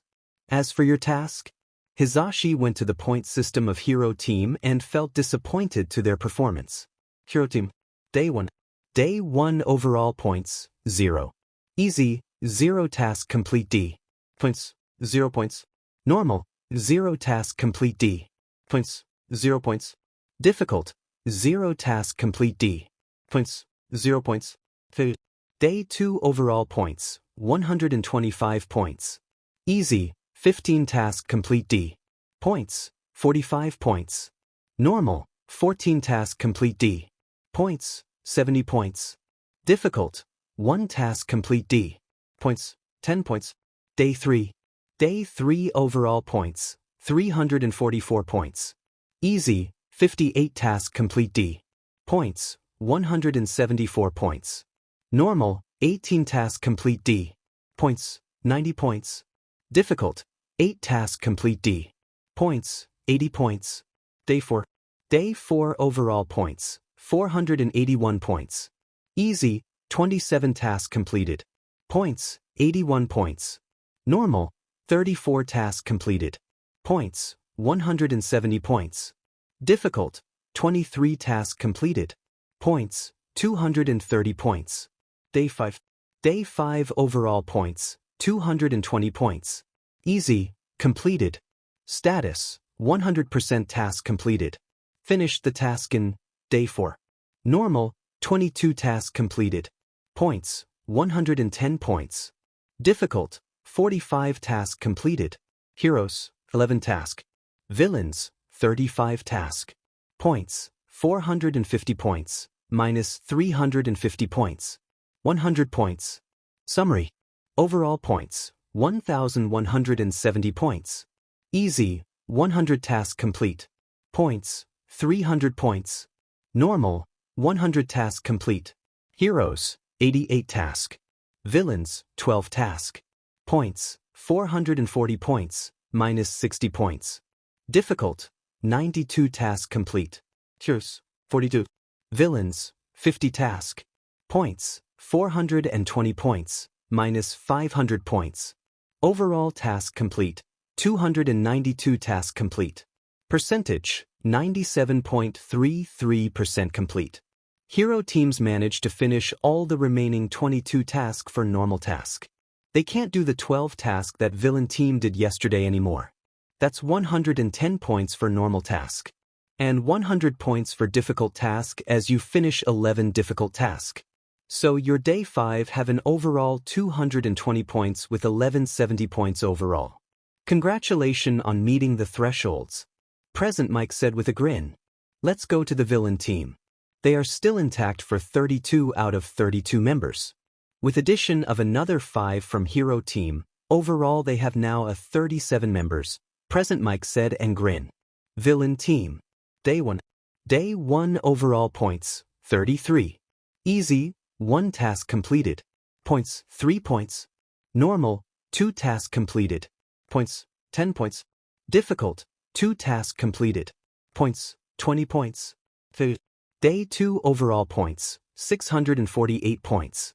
Easy, 34 tasks completed. Points, 102 points. Normal, 39 tasks completed. Points, 195 points. Difficult, 35 tasks completed.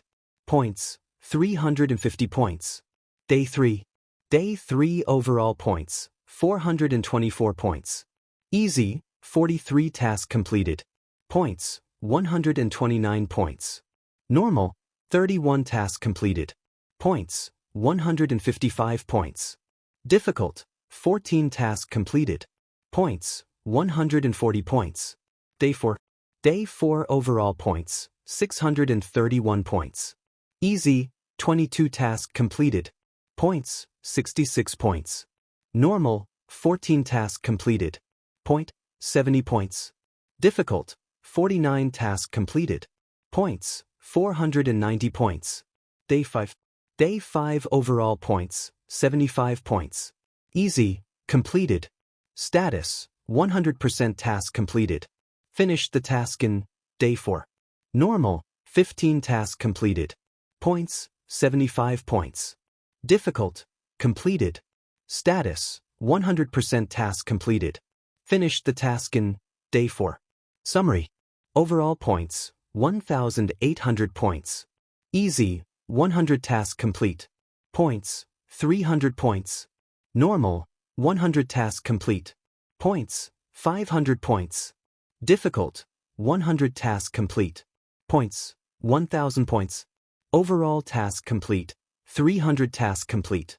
Percentage, 100% complete. Extras from Hero's task. Not counted. Normal, 12 task. Points, 36 points. Difficult, 50 task. Points, 500 points. They completed all their tasks today and even managed to do some of the Hero's task. Overall, they have now a full mark of 1,800 points. Congratulations. Last goal is to eliminate all the remaining hero teams and the whole game will end already. Good luck. Present Mike said. The staff is now discussing all what happened for today. Do you know what happened to Midoriya-kun? Nemuri asked. It seems like the guilt he had because of what happened to the heroic class increased especially to what Iida-kun did, Nezu said. Tadayami nodded in agreement. He blamed himself that the heroic students all become arrogant. Not many people knew but their group is the real one that defeat PLF generals and ended the war. But they let the UA's heroic class to take the credits. That's what I only knew. Izuku wasn't as open as all you think. He looks like an open but he wasn't. He could hide a lot of secrets. What's more, his emotion. Karma, Nagisa, and Katsuki is the only one who fully knew him. The others AC members should have more information than I have. They are a close-knitted class. Even after they separate to pursue their goal, they never really cut off any of their contacts. I'm sure they still have the group chat that Yuma created. Tadayami explained. Those kids. They treat each other as family members. They've been together in their hardship, their sorrow, their pain, guilt, oppression, hard times. So as their happiness, achievement, and celebrations.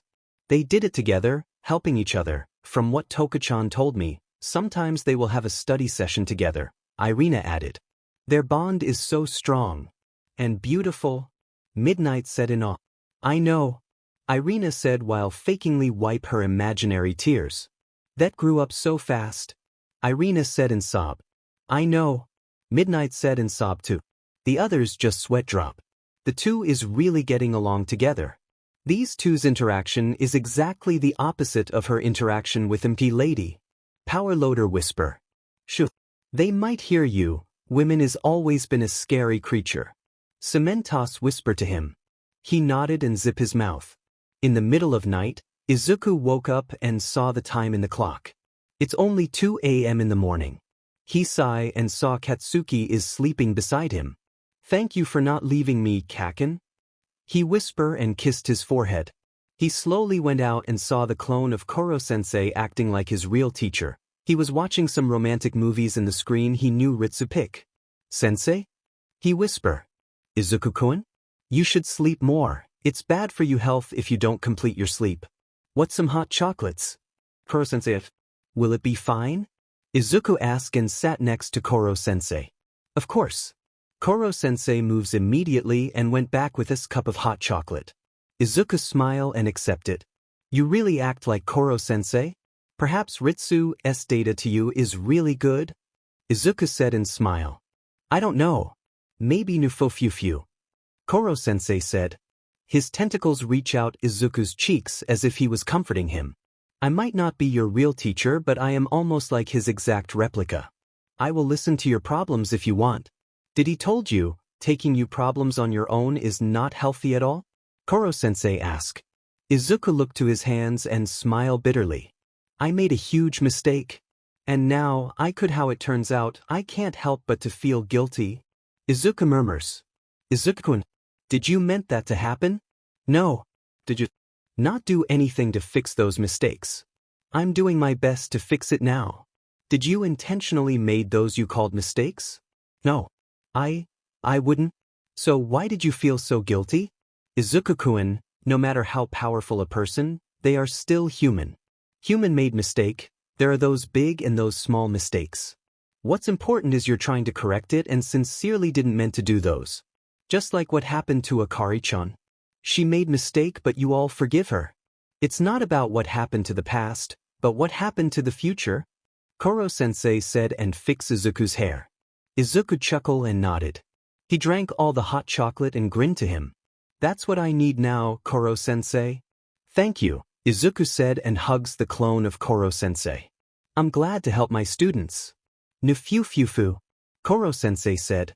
Koro-sensei just comforted Izuku until he fell asleep. Katsuki woke up and almost panicked when he didn't see Izuku in his side. So without doing his routine, he run downstairs.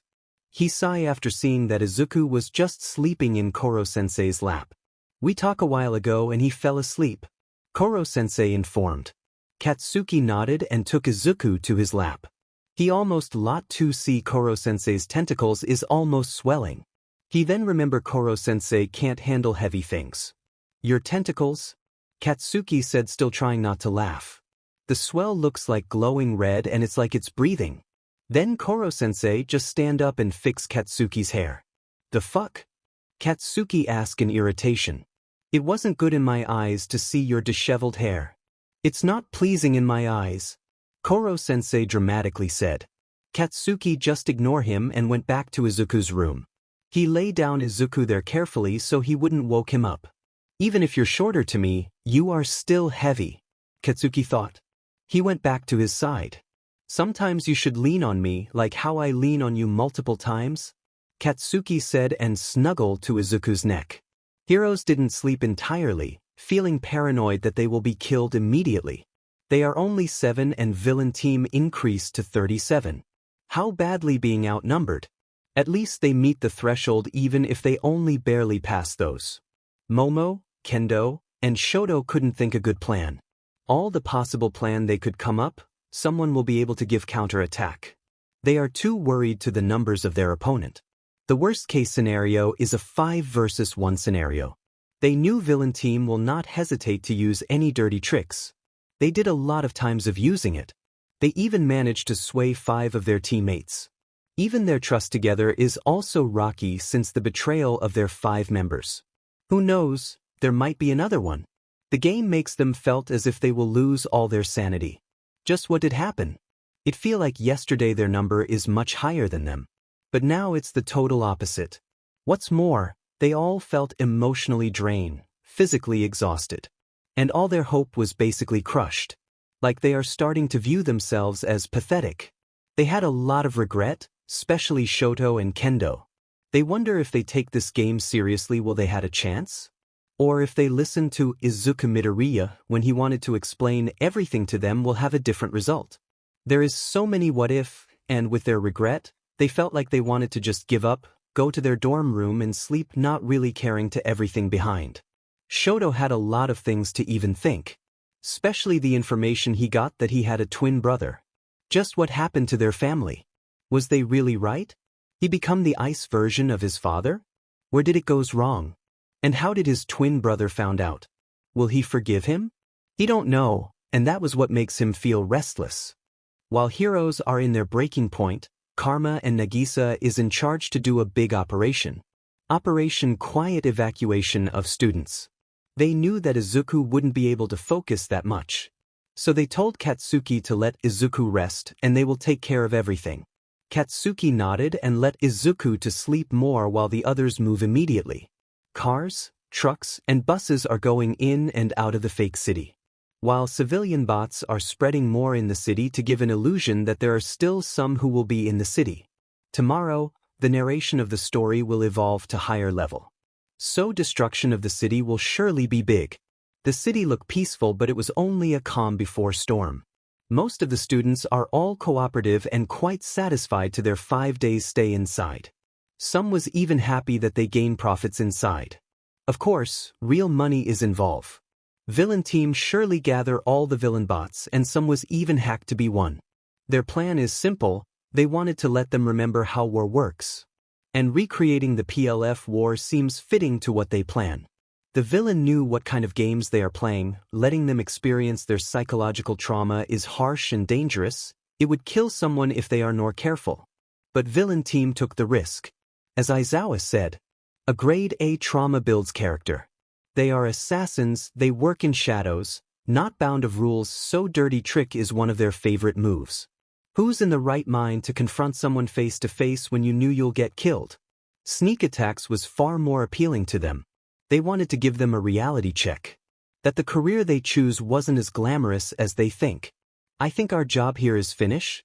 Man, I wish I could still watch the day 7. Mirio regretfully said. Why not open a live streaming in the private site of UA that's strictly for student only? What do you think, Principal Nezu? Nagisa asked in comms. Permission, granted, Nagisa-kun? Nezu said in the earpiece. He said yes, Nagisa said. Mirio chuckled and nodded. That good. I wanted to see how it will go. Nijire said and smiled. Tamaki just nodded. I'm kinda like an extra here. Kami pouted as everyone laughed. I wish I could still fight him with you, Karma-san. You seems really good to be part of Todoroki. Inasa said and sighed. There are only 2 assholes in Todoroki family, that flaming trash Enduhor and my twin brother. My 2 oldest brothers and my sister was decent. My mother was just pushed to her insanity. But she was getting better, Karma explained. Inasa nodded. What happened to Endeavor? Did you know? Inasa asked curiously. Endeavor just disappeared in the crowd after the war. Some said he died, some even said he was in coma. That Enduhor is still alive, he is in probation period and house arrest because of the lack of evidence. Still could freely live his life inside his house. But not so long. After this game, Izuku is ready to do our chaotic plan. Karma said while grinning. Nagisa just sweat drop with others. How come you know it? Even us pro heroes don't know what happened to Endeavor. Mirio asked curiously. Let's say. We have eyes everywhere. Karma said thinking of Ritsu who gets the information for him. And if you still wanted to fight with him, why not? More people to help me, more chance of helping him to change? The infamous devilish grin of Karma was plastered in his face while Inasa didn't even notice. More like more peoples to help you beating your brother, so more trauma for him. Nagisa thought. He knew it's the same thought Karma had right now. He really loves manipulating his words that it becomes so pleasant. I would love to. Thank you for this opportunity. Inasa happily said and shook Karma's hand repeatedly. Karma's grin got wider because of it. We'll send you off then. Thank you for everything. Nagisa said and smiled to the former Big 3 and Kami. No problem, hun. Glad to have connection with you. Kami said and give a flying kiss to them and a wink. Kami is also a pro hero already for a year now, while Inasa is in his 3rd year. Having connection with shadows will help you a lot, especially they are under the Imperial family who have more power than the Diet. They are just low-keying right now and helping the Shadow Guards to implement the new hero system with more strict rules, especially in ranking. Rankings are now multiple and not just an overall hero ranking that runs like popularity ranking already. Now, they will be ranked through their service and performance. It will not be broadcast anymore, but it will be available in the platform of the new Hero Public Safety Commission. Based on the number of rescue, cases to solves, villains to captures, heroes with most minimal casualties and collateral damage, and many more rankings. Underground hero rankings was also implemented but was hidden to the public. It will only be available in Heroes. But Heroes will needed a valid explanation why they wanted the rankings of those heroes to protect their identity. With this system, even those who they considered as weak heroes could be appreciated too. No problem. The two send them in a van as Nezu stays with them.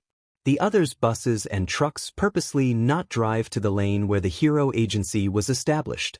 As much as they want, the evacuation of everyone should be as quiet as they could. Some was already out of the fake city yesterday evening, so the move in the morning will be lesser.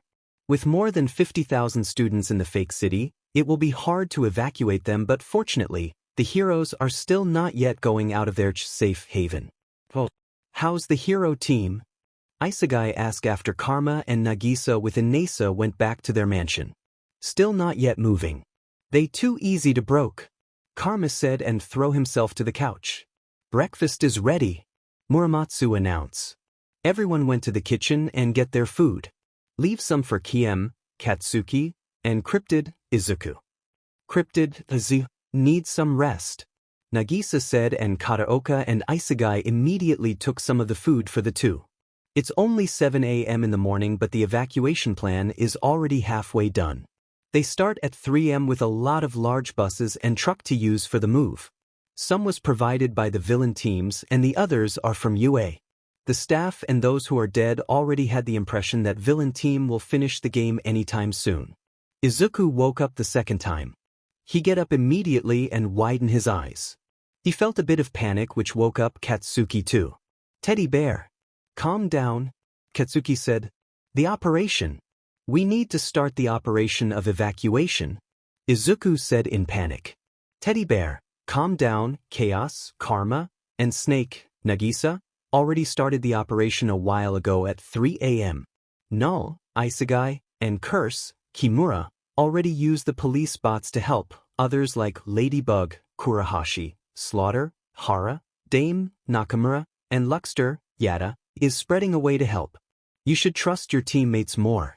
Those extra knew how to fucking work, Katsuki said, which calmed down Izuku. He went back to Katsuki and snuggled to him. Katsuki just smiled and led Izuku. Sometimes Izuku will act like he is the bottom. He loves to snuggle and really clingy to Katsuki. It's the reason why most of the people think Katsuki is the top or they are switch. Katsuki can't fight Izuku's dominance even if he tried to. But he will not reject the affection that Izuku give to him. Relax, okay? You have a fucking skillful teammates. Chaos, Karma, and Snakes, Nagisa. Let you take a rest. So sleep more, or you want to eat? We could continue our dates somewhere since aside from the evacuation, we will not have any activity for today, Katsuki said. I'll sleep more, I guess. It's pretty exhausting week. Let's go on dates later in afternoon. Maybe in nearby mountain at the south, then we'll take a picnic there and watch the sunset, Izuku asked. Katsuki grinned and nodded. That's a fucking good plan. Just tell me if you want to fucking eat, I'll reheat our food, Katsuki said. Let me serve you for now since it's always been you who took care of me. Katsuki had a faint blush which makes Izuku chuckle. My baby doll surely wanted to spoil me, Izuku teasingly said. Katsuki blush and look away. Fuck off, Katsuki said and proceed to snuggle to Izuku's neck. They laid down in the bed and immediately fell asleep because of each other's breathing. It feels like a music in their ears. Other former Class 3E had a plan to use the pool at the backyard of their HQ. They planned to have a small party that evening without anyone worrying about heroes. Ritsu will watch them through their phones. Muramatsu and Hara took the cooking task, Satu, Keed, and Mei took the baking task. The others is starting to decorate the pool side with the help of Koro-sensei, who was taking the materials to the closed store material that UA provided. Some of them is still working with the evacuation plan until before lunch. Heroes decided to move. They planned to finish all the available difficult tasks, which is only 8 tasks.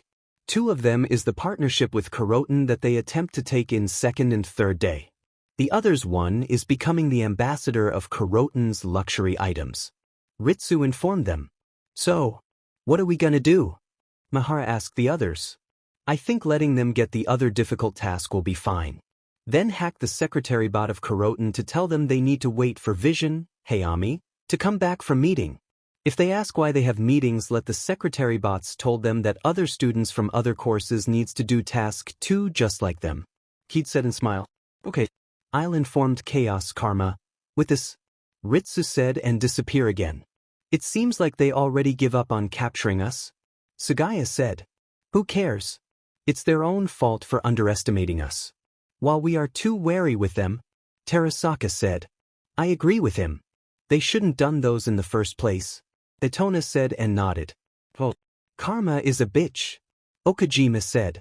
Nakamura just hit him playfully, which Okajima playfully act as if he was hurt. What was that for? Okajima asked. Nothing. Nakamura said and smiled. It feels weird to use karma and bitch as insult. Or even putting them in one sentence. Mimura said. Sujino, Sugaya, Yoshida, Okano, Hazama, and Fua all nodded in agreement. We all grew up using those words as casual, so I think it's the reason why it feels weird. We're using those words for 4 years already. Yada said and everyone nodded. The evacuation is done, guys. Good job to all. Nagisa said, who just entered the HQ. All of them cheered and start proceeding to decorate the pool. Karma targeted Nagisa again to let him wear a one-piece girly swimsuit. Nagisa struggled to decline, but in the end, they compromised that Nagisa will wear a short girl shorts too. So Karma is definitely grinning and waiting for the pool party to start it. Ritsu then informed him about what Keed said and immediately approved it. Let them experience more psychological tortures. Karma declared with a grin to his face. Villains are all just chilling. Some of them just decided to stroll outside. There are still a lot of civilian bots who took the roles of students. So the fake city is still a functioning city. Izuku and Katsuki went down at 10 a.m. They are immediately surrounded by everyone there. Are you okay? Kurahashi said worriedly. Yeah, did you manage to take rest?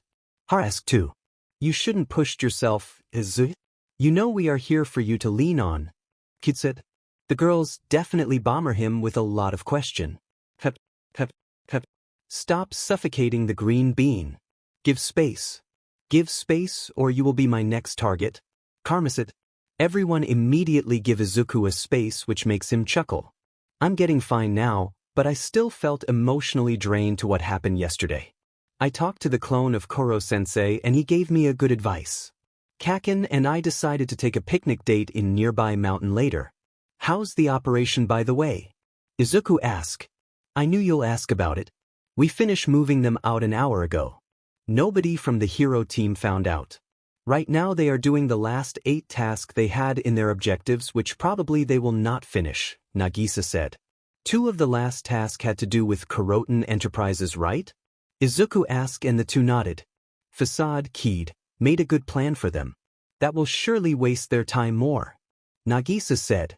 Izuku smiled gratefully to them. Sometimes try to lean on us. We knew you're strong. Stronger than us, but it doesn't make you less human. It's the reason why we created the green wire system. Use it as you can, and I'm sure just like how you immediately answer us, we will do the same. Isegai said. Izuku felt his heart flutter as he smiled. Thank you, everyone. Your words means a lot to me, he said. See? I told you, they will help you no matter what. You all bond together and I'm fucking sure we'll stick together whatever hardship you'll experience. They accept you even after those fucking revelation. What makes you think that they will feel disappointed to you? Katsuki asked. No. It's not what you think. It's just, I don't know. Izuku said and sighed. Whatever the fuck that is, they won't leave you. Even making mistakes. It's part of being human, Katsuki said. Wow. That's mature of you. Nakamura said and dramatically sobbed next to Kurahashi. Kurahashi nodded and some felt awe. Fuck off, Katsuki said. I think it would be better if you let them eat their breakfast first and we'll continue our decoration. By the way, Kim, Katsuki, Cryptid, Izuku, will have a pool party later. Will you come? Kataoka asked. We decided to watch the sunset, but I guess after sunset we will join you, Izuku said and smiled. We'll start then and wait for you, Sugino said. All of them nodded. Izuku and Katsuki went to kitchen and eat their breakfast. After that, they make some light snacks for their picnic. It only took a while before finishing it and the two went out after lunch. Izuku and Katsuki just talk, telling stories, and basically just hanging out. They are touchy to each other, will give some kisses randomly. It's been a while since we did this. Both of us are busy in our works and studies, Izuku said. Katsuki just nodded and held Izuku's hand. Yeah. The last time we did this shit is already 3 months ago. The weather is nice, it's getting cold too since winter is getting near. The sunset is occurring, nerd, Katsuki said. The two took out their sunglasses and watched the sunset to go down. Katsuki leaned on Izuku's shoulder while smiling. Izuku just let him as they savor the moment. So peaceful, Izuku muttered. They stay a bit before Izuku used the portal and went back to their headquarters. They saw Koro-sensei spinning around while taking pictures as well as eating some sweets. Those who made the food really go all out, especially those in bakings. The others just playfully killing Koro-sensei, but he will only mock them using his green-yellow stripes faces. They just let him taking more and more pictures. Guys. KM, Katsuki, and Cryptid, Izuku, is here. Kataoka announced, who was helping her boyfriend in hosting the party. A loud cheer was made by them as Izuku chuckled. We'll be back after changing, Izuku said and pushed Katsuki back inside. They changed clothes first and then had a double jump together in the pool. Another cheer was made by them. Kids, don't jump at the pool, Koro-sensei shouted. Don't be a boomer, sensei, Nakamura said and the girls nodded. Koro-sensei sulked in the corner and repeatedly said that his students don't love him anymore. Was this normal? Sado asked awkwardly. Just get used to it, Okano replied. Kuda, Shoji, and Ojiro was also enjoying themselves. Especially Ojiro and Shoji, who was too stressed because of the heroes team. This is our night, guys. Enjoy, eat foods and relax. Because tomorrow, we will finish this game with a bang. Karma announced. They cheer while the sounds gets louder. They dance, eat, and relax. Just enjoy the night of their pool party. None of them will get sick even if the winter is near, since Karma manipulating the temperature of the water and the area. So even if they went out of the water after getting soaked, they wouldn't still feel the cold wind. At 8 p.m., they had a volleyball games and have some barbecue. Muramatsu and Hara did a really great job in cooking their foods. That's how the villain team's day proceed until 10 p.m., which is the time where Present Mike will announce the summary of the day. All of them is still satisfied to their performance. Meanwhile, the hero's day is completely opposite of villains. It's already 11:30 a.m. when Momo and Kendo went outside to go to Confronting Enterprises. The other members are on their way to do the other 6 tasks. Since 2 of the tasks will be in Confronting Enterprises. Good morning, how may I help you? The front desk bot asked. We are here to ask if Hayami-sama is here. We would like to talk to her a bit, Kendo said to the front desk bot. Wait for a second, the front desk said and call someone. It took 30 minutes to finish before the secretary bot went to them. I'm sorry for the delay, Kriati-san, Battlefist-san, there is just a big incident upward that I need to fix. If you're asking about Hayami-sama, she was not here, the secretary bot said. The two widened their eyes and looked to each other, then looked to the secretary. What do you mean she wasn't here? Momo asked angrily. They are just acting as someone inside. Why did they leave their building? According to Hayami-sama, I quote, I doesn't have any appointment with the two of you. So you should call for appointment first before bargaining inside my building. You heroes are not the only one who had task here. We have those too. It will be written to outperformance. Our grade will reflect on how we do in the game. I'm in the middle of doing my own task, so I don't have time to talk to you now, Hayami's voice said. This made the two frustrated. We'll wait then, Momo announced. But there's a big chance Hayami-sama will not go back here till next 2 days, Secretary Bot informed them. The Secretary Bot is already been hacked by them to respond to the conversation. As if this game will still continue after 2 days. Then we will ask for appointment schedule to her in 2 days, Kendo said. The secretary bot nodded. Okay, Kriati-san, Battlefist-san, I will inform Hayami-sama if she went back here. I'll put your schedule in the morning. The secretary bot of Hayami said. The two frustratingly went out. Oh god. We still need to wait for 2 days just to do this task. Momo frustratingly said. We have no choice since they are right. We bargain inside without appointment. I didn't know other students here had a task too.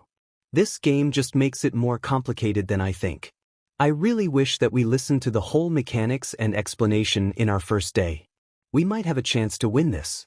Kendo said inside.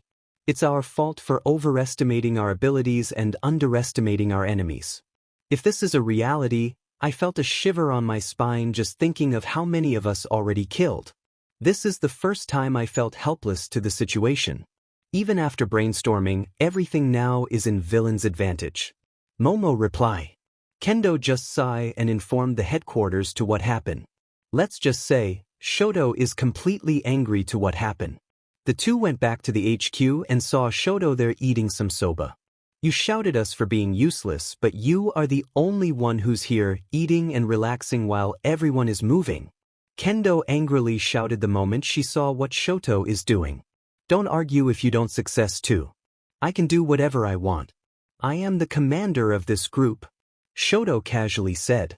Kendo lose her patient and use her enlarged fist. She punched it to Shoto.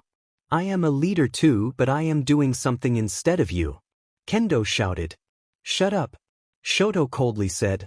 You never learn. Wake up. This is not about your authority anymore. We barely passed this test and who knows if we could graduate. Kendo said while tears is flowing to her eyes. Momo just went to comfort Kendo. Maybe talk to her girlfriend in what she should do. Can't you see? We are losing, so at least finishing the task because their task has always been stolen by the villain team. It's almost impossible to capture any one of them without enough information. Kendo shouted. Shoto almost attacked Kendo too, but Momo intervened. She make a handcuff and handcuffed Shoto. Calm down, it's your fault too, that's why I handcuffed you. Momo said. Even if you are the leader, it's not good that you didn't do anything. This is a teamwork, so it's not only us who needs to do some jobs. You too, whether you are our leader or not. Don't be so unfair to everyone who's working hard, Momo said. Shoto just glared to her. Shoto just said. They already give up capturing the villain. With the lack of information, they are in the disadvantages. The others started to come back with good news that they managed to finish the task. Momo needs to even create more resources to them. They still need food, so Momo needs to create gold again for money. They stay together since all of them are afraid that villains might kill them anytime. They felt paranoid and exhausted already. Hey, how's everyone going? It's already 10 p.m. and time for the summary. Let's start to heroes, Present Mike said. The heroes team tense up but continue to listen. None of they had been killed today. So they still have 7 active heroes. They managed to do 6 difficult tasks for today with total points of 60. There's only 2 tasks left, so the task of hero team will be finished. Present Mike announce. Most of them sigh in relief, at least they did their best. There's only 2 tasks for them. For the villain, there's no movement to them so far. No one got killed or captured, and since their 300 task is finished, they didn't do that much for today. Good luck on day 7, Present Mike said and cut the announcement. With those words came from Present Mike, the hero team felt shiver in their spine. Early in the morning, Izuku immediately activated All for One's clone. Koro-sensei's clone will only have approximately 24 hours before it fades. Izuku is grinning looking to the clone of his father that is near to its perfection. He was sure enough that his father is currently grinning looking to his clone. The villain team was informed that the live stream of Day 7 is happening in the auditorium of the UA. They open a big screen there since they had a bet that the Day 7 will finish before 6 p.m. later. After that, those who managed to woke up early immediately clean the pool part where they had their party yesterday evening. More sweets. Koro-sensei, who looks like in drugs as his face is now in glowing pink. Koro-sensei, are you okay? Kanzaki asked. I'm fine, Kanzaki-chan. I just digest a lot of sweets. That's all, Koro-sensei said. Kenzaki nodded and went to the kitchen. As usual, someone was there to cook for their breakfast, which is Muramatsu and Hara. Good morning, Kenzaki greeted. Good morning, player, Kenzaki, Hara greeted. Where's the others? Kenzaki asked. Cryptid, Izuku, Shame, Itona, and Jazz, Mei, are all in the monitor room. They are working with Knowledge, Ritsu, to hack the other civilian bots so they could use them to make the hero teams felt uncomfortable, Hara reply. Others are still sleeping. Then Chemicals, Okuda, is in the lab, probably. Toxic, Hitoshi, and other ex-members are in training room. Muramatsu added. A lot was already up this early eve if we sleep late. Kenzaki said. Muramatsu just nodded. The breakfast will finish later, we'll just call you. Hara said. Kenzaki said and went to Sujino's room. She wants some cuddle from him. Heroes just woke up at 10 a.m. and most of them don't even want to leave their bed. But for some reason, it feels like someone is intently staring at them. It's the reason why most of them woke up and leave their bed even if they don't want to. They all long give up in capturing the villain. So they had no plans to do much that day. Maybe giving themselves some good rest since they are too exhausted physically and emotionally. Can you feel it? Kirishima asked. They are in the common room of their headquarters, chillin' like they are not in a game. Yeah. Like someone is looking at us? Toru said. Jiro started to look and tried to check, but she didn't hear anything suspicious. Nothing is suspicious around, Jiro said. Of course, there is nothing suspicious in nearby because those stairs are from other buildings. Check the surveillance camera, Shoto said. Aoyama did check and went out of their common room. Something is wrong, I can feel it, Jiro said and shiver. Are the villains really moving now? I'm so tired. Can we just skip it until tomorrow? Kirishima tiredly said. Momo and Kendo looked to him unamused. Seriously? Do you think villains will listen to you? They will mess around whenever they want. Kendo said. Toru just rolled her eyes. Why do you have to be so bossy and sassy? Go do that to your classmate. You're irritating, Toru said. She still felt bitter to the fact that Ojiro betrayed them. Her sour emotion clouded her mind and now she's finding some mess. Ugh. Momo immediately stopped Kendo from lashing out. Stop fighting for God's sake. We are only 7 here and you still wanted some fights. Momo frustratingly said. The stares gets much intense that their group is getting more and more uncomfortable stares. Try finding that fucking stair. Shoto shouted. Don't shout at my girlfriend like that. Momo barked, glaring to Shoto. Shot glare back to her. Jiro didn't reply and just continued to find where the stairs came from. She positioned herself near in the glass and tried to concentrate. But the moment she looked outside, she scream and shout and jump behind. What happened? Are you okay? Momo asked worriedly. I saw some creepy civilian bots, Jiro said. Momo, Kirishima, Toru, Shoto, and Kendo went to the glass. They taken aback a bit to see a creepy civil bots looking to them. Jiro went to Momo and hugs him. It's moving, Kirishima saying the obvious. They tense up when the civil bots moves and reveal a big banner. Prepare to die, heroes. We are coming. Villain team. Toru and Kendo shouted when the civilian bots had exploded. They saw a lot of blood as they shouted. What the fuck? Kirishima shouted in the brutality of the villain team.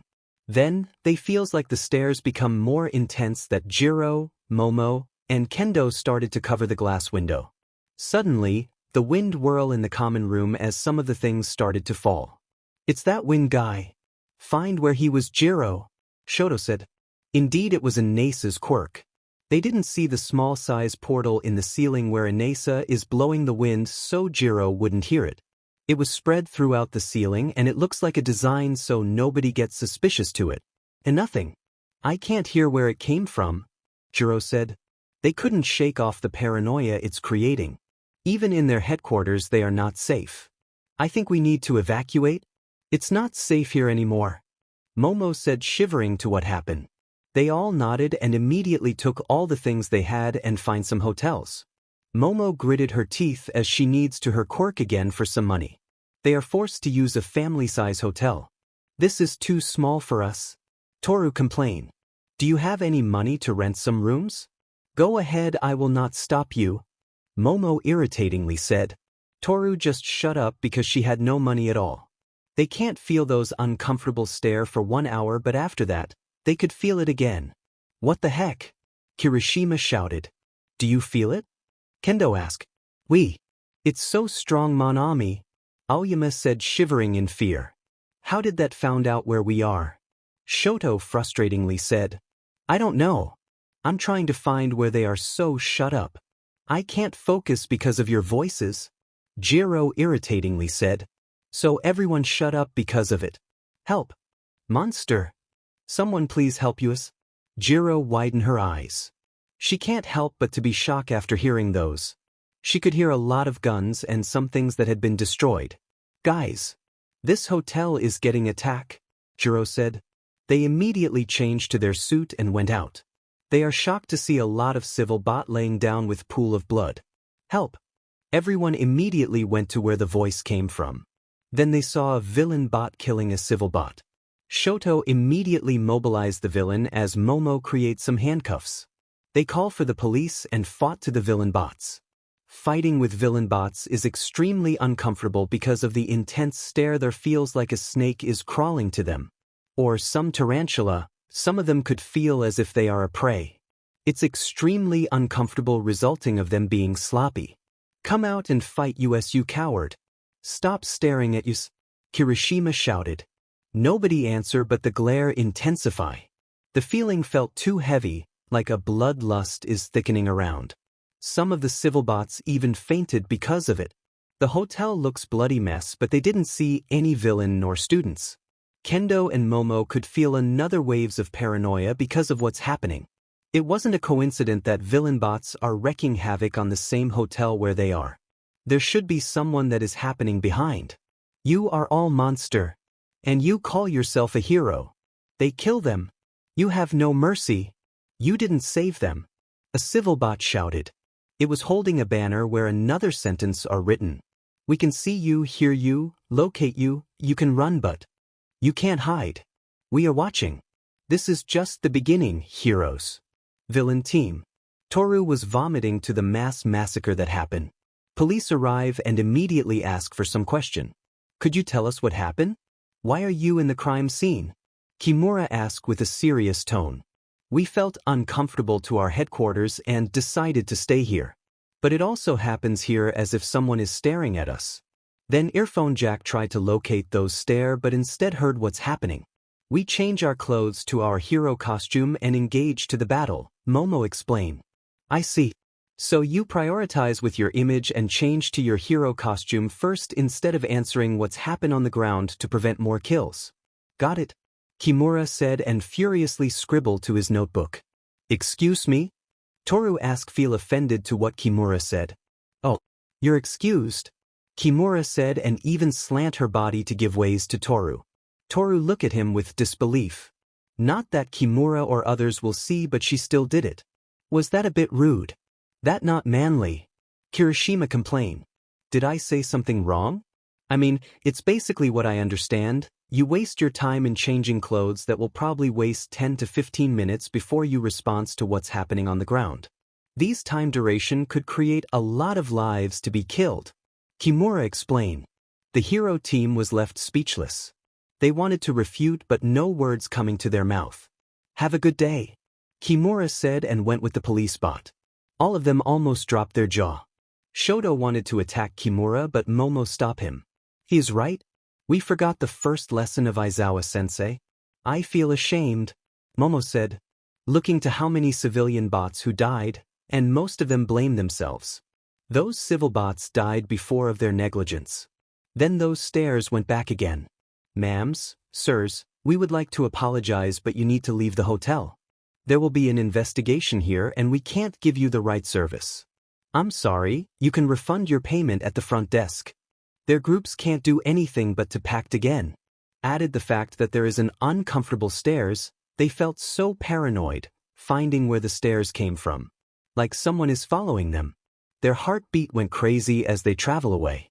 They can't even notice that there's only a civil bots around and no students will be seen in the area anymore. I felt more tired because of this. Toru complained. The van they are using suddenly stopped, which shocked them. What happened? Kirishima asked. I don't know. Momo said. Shoto is the one who's driving right now. They went out and saw 4 of their wheels was Sabotage. What the fuck? Kirishima shouted. Do we have some spare tires? What? We have 2 at the back. Kendo said. They put out the 2 ties while Momo create another 2. Good thing Kirishima knew how to change ties. The thing is, because of those stairs, Kirishima felt distracted on doing the ties. It took them a lot of time before Kirishima managed to change all the ties of their van. Momo looked more exhausted right now than a while ago, because she keeps on creating a lot of things. Are you okay? Joeth. Yeah. Momo said. She drank some water as she felt dehydrated. She didn't even realize that Villain Team is doing the same exact trick Psycho Intelli did back in their provincial license. They wanted Momo to create more and more until she dropped in exhaustion. While Momo managed to see through the tactic before, it's different today as she was already too drained to think more. They could only blame themselves for being fool. Okajima, Maihara, and Muramatsu are all laughing like there's no tomorrow, while the others had more calming laugh. They can't moved on to what Kimura said to the hero team. More show to come. Let All for One's clone do his job. Izuku said, grinning. Alright. Where's the fucking button? Katsuki said. Do the honor, Kim, Katsuki. Demolish, take Bayashi. The 2 nodded and now in complete control of the explosive buttons. Their team had no choice but to go back to their headquarters. Because the intensity of the stairs they felt increase as they went to any hotel. Just walking, moving, and packing is too exhausted for them. What's more, the draining activities they had a while ago was too much to handle for them who just want to sleep. Can they just do those tomorrow? I'm tired. Toru complained. They never see Aoyama moving in shadows doing his best to do his job. Aoyama, even before the game started, is already part of Villain Team. It's 4th day of preparation and Aoyama is still not yet sure if he wanted to join the hero team or Villain Team. He actually wants to see who will be the leader of Villain Team. Aoyama-kun! Izuku shouted. Aoyama looked out and saw Izuku running towards him. Jun Maître! Young master, what are you doing here? Aoyama said in shock. Izuku Midoriya, the son of Hisashi Midoriya AFO and his savoir. If not for him, he might literally become the traitor. He was glad that he managed to cut his ties to AFO. And it's all because of Izuku. Oh. I would like to invite you as part of Villain Team. It's fine if you don't want to. I mean, you have a freedom to choose. Izuku awkwardly said. Well, since Jun Maître is in Villain Team, Kasuiji poor refuser, who am I to refuse? Aoyama said with a smile. Correct me if I'm wrong, I don't French at all. Are you sure? Izuku asked worriedly. Aoyama nodded and Izuku looked to him excitedly. I'll give you an important mission, I hope you're ready to do it. Don't worry, everything will be fine. Aoyama trusted Izuku so he agreed. And that's how Aoyama become part of Villain Team. Ritsu couldn't become an official member since she was an AI. She is like a system and even if they want to, they can't. So the 32 official members of Villain Team, Aoyama is one of them. He wasn't part of Traitor Squad as he was already part of Villain Team in the first place. Aoyama did his job. He disconnected all the electricity and dismantled the water supplies they had. He locked all their rooms with no one else will be able to go inside. His task is to sabotage the heroes in the day 7 of the game. And that was what he was doing now. Sparkle Aoyama, go out of the building now, so you'll not get hurt a bit. Izuku said in the earpiece. Aoyama nodded and went out leaving others behind. He felt a bit of guilt but he remembered the explanation Izuku gave him and it was valid. After ensuring Aoyama's safety, Katsuki and Izuku pressed 2 buttons creating a loud explosion of the 2 buildings besides the hero headquarters. Jiro immediately hear those rubble and scream of the civil bots. They saw the building in each side of the hero headquarters to collapse after a several explosion happened there. What just happened? Toru fearfully said.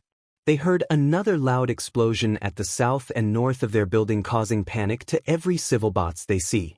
Even them felt panic and went to their room to take their hero costume. But all of their room's doorknob was surrounded by Mineta's adhesive sphere, resulting for them to not be able to go there. Momo created an axe trying to destroy the door, but Jiro heard something. "Look out," Jiro said. They duck and compress together as a crane destroyed the glass window they had. Live wires was seen as rubbles of debris started to appear. Some of them had a small scratch because of the incidents. "Screw out hero costumes. Let's go down," Shoto shouted. They went to the elevator and tried to open it out of panic. "We can't use the elevator," Kendo said, trying to calm down everyone. "But it's the fastest way to go down," Kirishima said. "Are you serious? We can't use it as we might get stuck. The electricity was also might be out because of what happened. We have no choice but to use the stair." As Kendo told it, they heard a loud screech came from the elevator. Jiro tried to stop from hearing it since it was too loud for her. "What happened?" Toru fearfully asked. "The elevator's cabin fell without the failsafe, I think," Jiro said, getting dizzy to too much loud. Kendo, Momo, and Toru paled. It seems that they get lucky. Are they really going to be killed? Was they getting too much? This accident could kill them. Not knowing their movement was within the calculation of villain team strategists, so they wouldn't get hurt. They heard another explosion nearby, followed by another and another. The remaining girls are all shaking in nervousness. But they are forced to use the stair when the crane went back and almost got them. Almost that it only had 2 centimeters away from them to the tip of the crane. They went down using the emergency exit without realizing Aoyama wasn't with them. After 15 minutes of getting down, all of them look exhausted. Most had a minor burns and wounds. They are in their casual clothes that already looks rag with their sweats, blood, and dirt. They heard a lot of scream from civil bots, and looking around, it's a complete mess inside the fake city.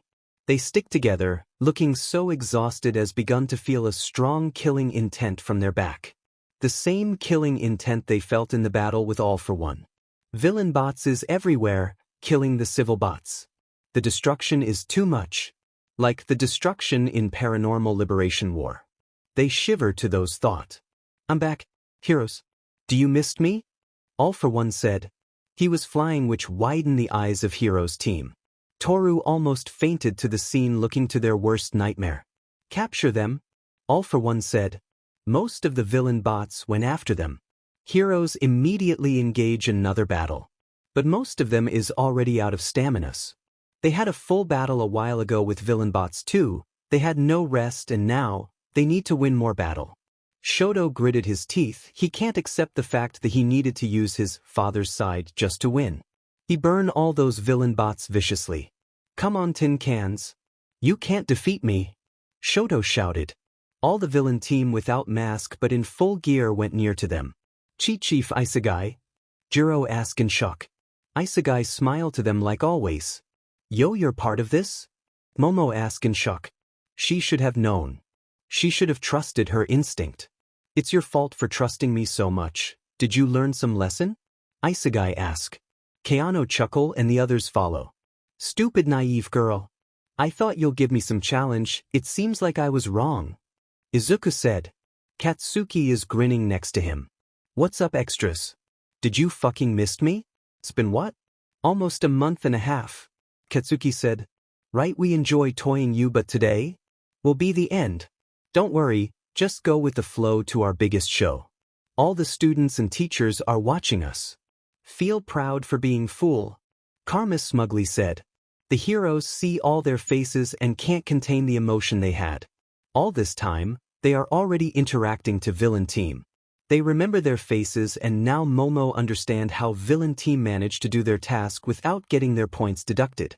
"You all have an alter ego? So you managed to do our task without consequences?" Said and shiver. How terrifyingly smart their strategist. "You got it right. But it's already too late."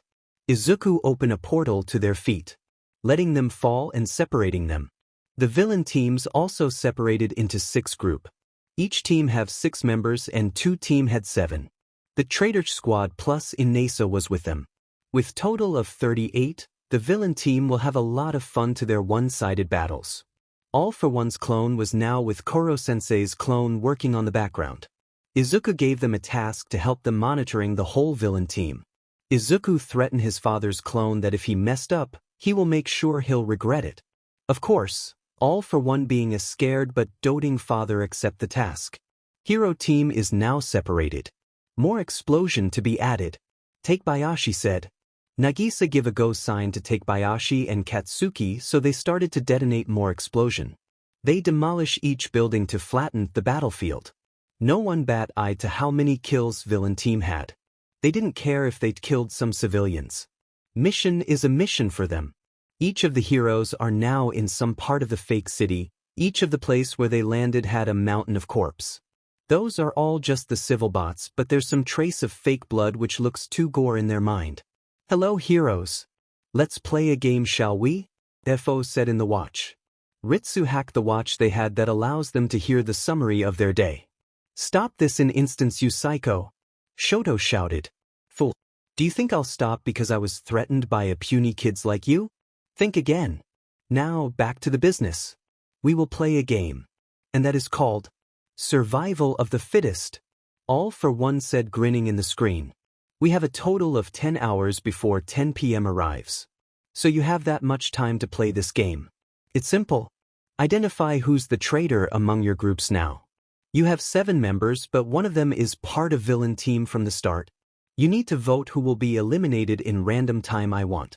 Each time you vote, the one who had the highest vote will be immediately eliminated before I tell you if you got the traitor or not. Isn't it exciting? Of course. You will have the front row to see how we will kill your teammates.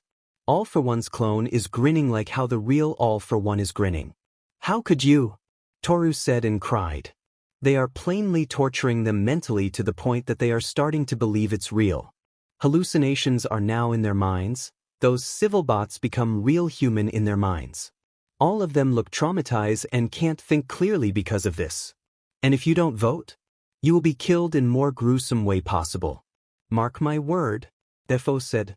Nfufufyu, such a good ways of assassination. Destroying someone's sanity is one of the cruelest way of assassination. Some who did this, the victim kill themselves willingly just to escape the mental pain. Very intriguing. Koro-sensei commented. Be careful kids. One wrong move and you might kill them for real. Nfufufyu. Koro-sensei added. Hero team started to communicate. Of course, Aoyama pretended to be part of them. He was the one misleading them to give a suspicion to one person. She is the next target to be killed. So Aoyama gives a lot of pointers how suspicious Toru is.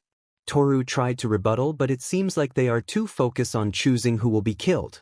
She can't help but to fear her lives as if all her memories flashes to her eyes. She was going to die here. Toru is now sweating bullet. She could see some of the shadow running around her. Since you choose Stealth Hero, Invisible Girl, it's time to kill her. Team D, you can proceed. Toru immediately took out her clothes without shame. Even if she was completely naked, she had some chance to escape. Trying to find an opening, she didn't see the bullet coming to her side. What? Shit. Toru curse. It almost got her. You really thought by being naked, you'll be able to hide? Nakamura said, who was in complete black. The shadow Toru saw is the 6 girls with Hazama's quirk, black. Although the places still had some light, they put Toru to an alleyway. One is to prevent her from refracting the light, which is one of her moves. Second is to prevent her from escaping, as she only have 2 choice to be able to use for her escape. There might be a chance if she knew a parkour so she can use the escape route above. Too bad she don't know it and the 6 girls know about it. Girls fire, Nakamura said. They purposely avoid to hit Toru using 1-inch gap before it hits her body. Toru thought she was good in dodging as she wasn't hit with anything. I thought you knew how to snipe? You can't even hit me. Toru arrogantly said. Kurahashi smirk and aim her kneecaps. You're saying something? Kurahashi said. Hayami did a lot of aim towards Toru. Since most of them had a thermal imaging sensor glasses right now, even if she was invisible to the naked eye, they could see her clearly. Fuck. Toru winced in pain. Everything is ready, chemical. Do your part. Nakamura said. Okuda nodded, who was busy informing the equipment she needs. A big gun and took out its launcher. She aimed the ground immediately. The moment the laser-like bullet meet the ground, it hits one of the bullet they fire away a while ago. It connects bullet to bullet and create a big pattern.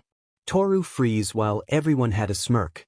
No one said you'll die easily, Okano said and chuckled. Fear started to crawl in Toru's system. It's the time that Hazama took out her quirk to them. Yo, you can't do this. Are you really going to kill me? Toru asked fearfully. Yep. You need to die today. Nakamura replied with a grin. She clicked the button and Toru experienced something she didn't know she will experience. A forced hallucination of all the possible outcome of Toru if she continued to being what she was right now. In the outside perspective, Toru looks like being tortured in electricity. The drugs was completely safe. She's still alive and unharmed.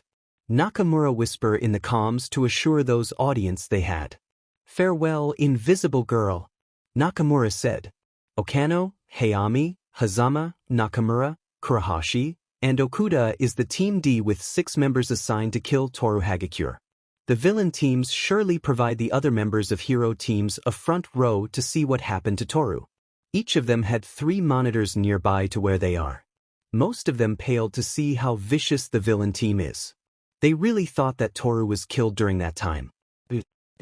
You are all a monster, Momo said crying looking to what happened with Toru. It's simply too harsh and vicious. All for one chuckle in the speaker. Monster? Sure I am, but was it you all who choose her to be killed? Why you whining like that? It's your fault she die. And oh, by the way, Toru Hagakure aka Stealth Hero, Invisible Girl is not the one we are looking for. See you later.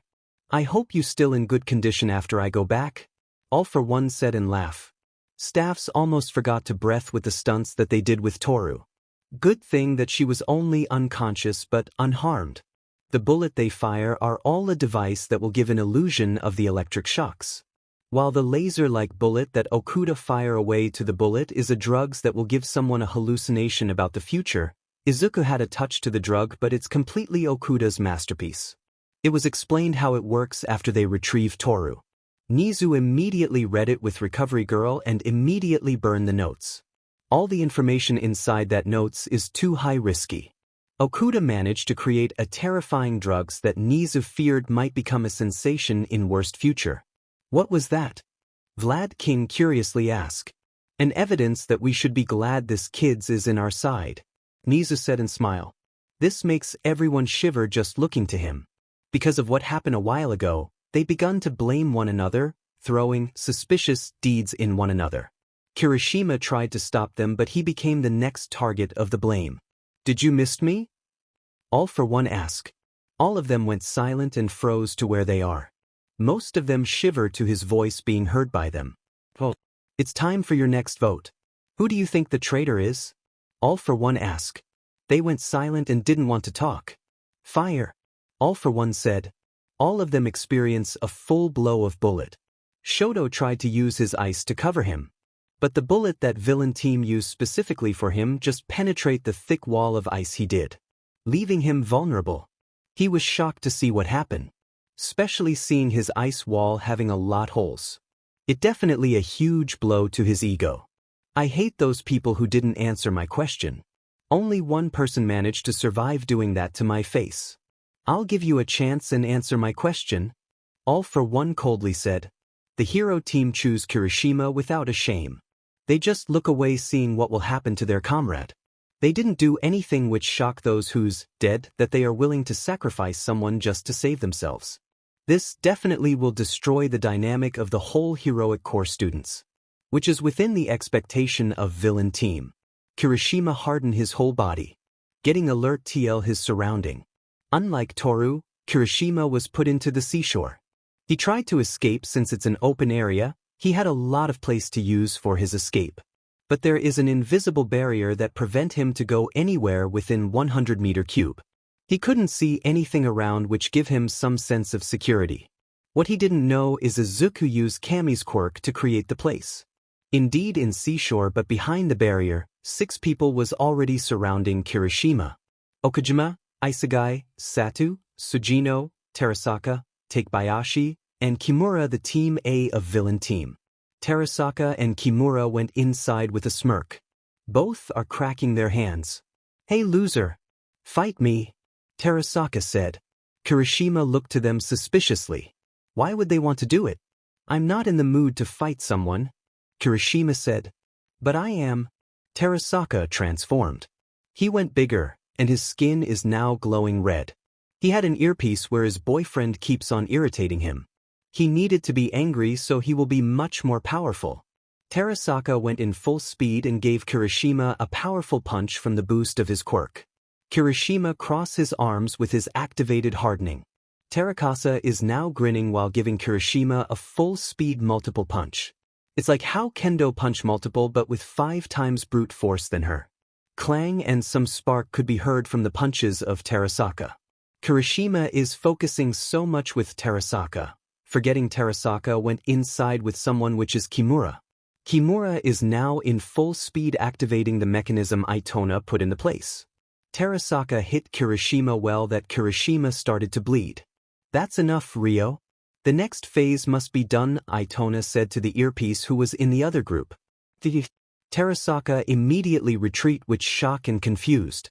Kirishima lot. "We only have 10 minutes to do this now that the mechanism is activated." "So do yours best," Sugino said.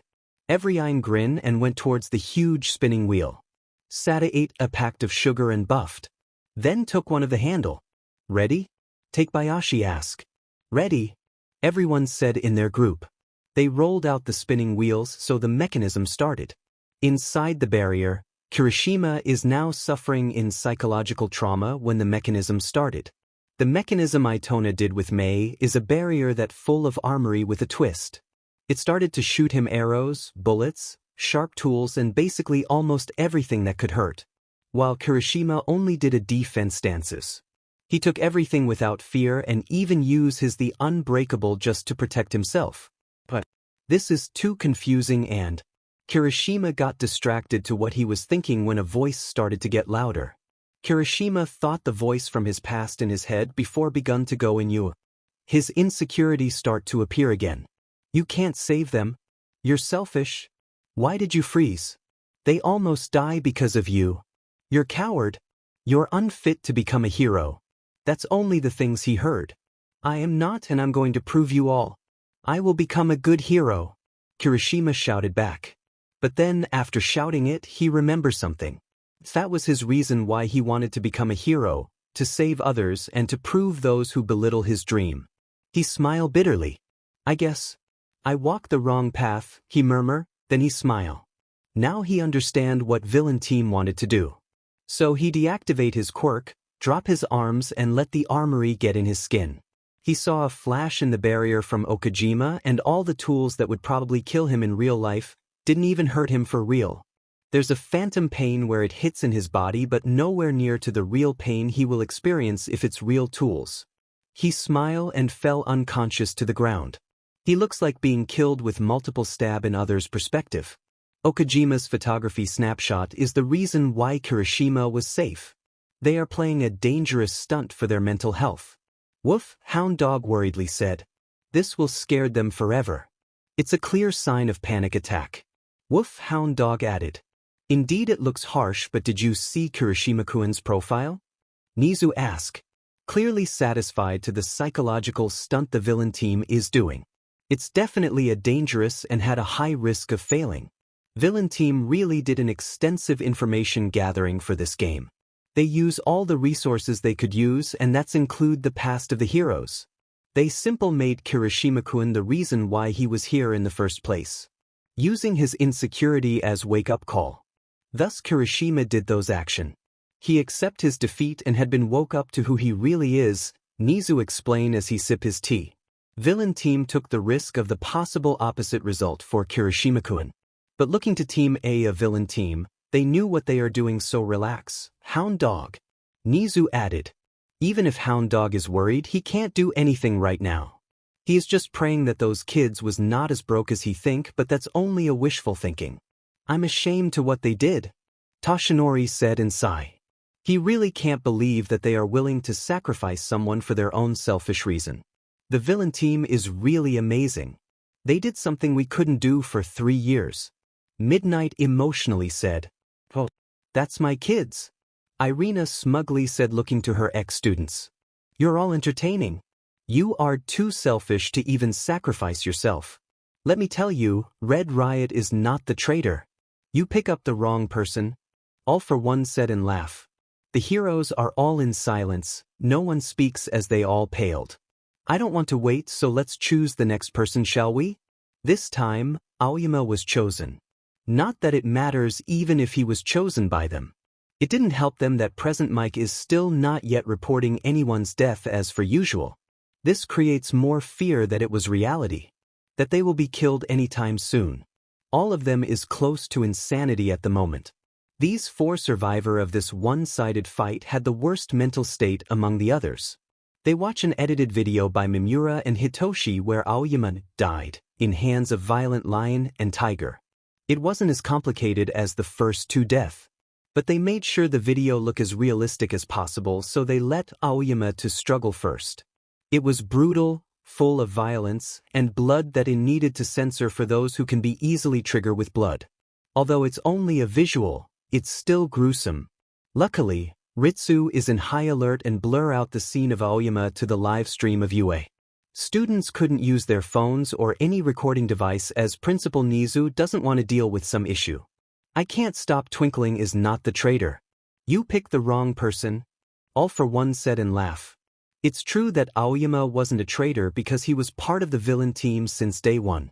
Traitors are those who change their affiliation during the game itself, like Tokoyami, Shoji, Kuda, Ojiro, and Satu. He could be called a spy but definitely not traitor. Because he didn't definitely betray his own team. Why are you doing this? Momo whimper. She clearly was crying in what she watched. Even vomits like Kendo and Jiro. Shoto is just paled and didn't speak. What kind of monster are you? You kill them like nothing. Kendo shouted. Even if they could only speak using the device. We give up. Are you fucking happy now? Just stop this fucking abomination. Momo screamed. Kendo, Jiro, and Shoto all nodded in agreement.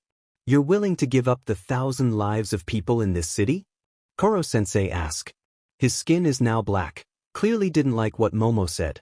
There's 3E who could protect them. We are just a human being. We are not gods. Shoto replied. But you fucking consider yourself as one before icy hot. Do you really think I don't know how you fucking order the others? You are too proud of your achievement. But wait, it wasn't your achievement. You and those extra just enjoy the privilege of being praised as savoir of this fucking when all you do is put a rope, handcuffs, and quirk suppression to them. Fucking funny. You just unconsciously rob someone's credit, hypocrite. Katsuki clearly can't take their bullshit from that moment. It's funny to hear that once you face a life and death situation, you will all not hesitate to sacrifice yourself. As Stain would say, what a fake hero, All for One said. Being a hero is already a risk. You should know that your first priority is to save people. Not only physically but mentally. You are all an epitome of hope.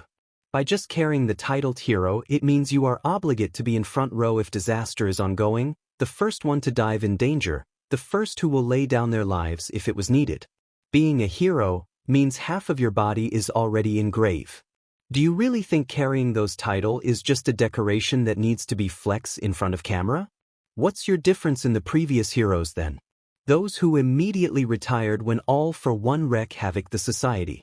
Or you completely forgot because you are now all famous? Koro-sensei ranting to them. They all looked down, especially Jiro. She now realized what's the really goal of there in creating the game. She forgot her roots. Those struggles back before the UA and PLFW. She forgot her reasons, her motivation, her promise, her passion on becoming a good hero, and her real goals. She realized how big her head's and now someone pops it, she can now clearly see it. Your right earphone jack, because you got it correctly, I will grant you an easy death. Team E fire away. Izuku said in the earpiece. Momo, Shoto and Kendo was shocked to what they hear. What did she say? Kendo asked immediately.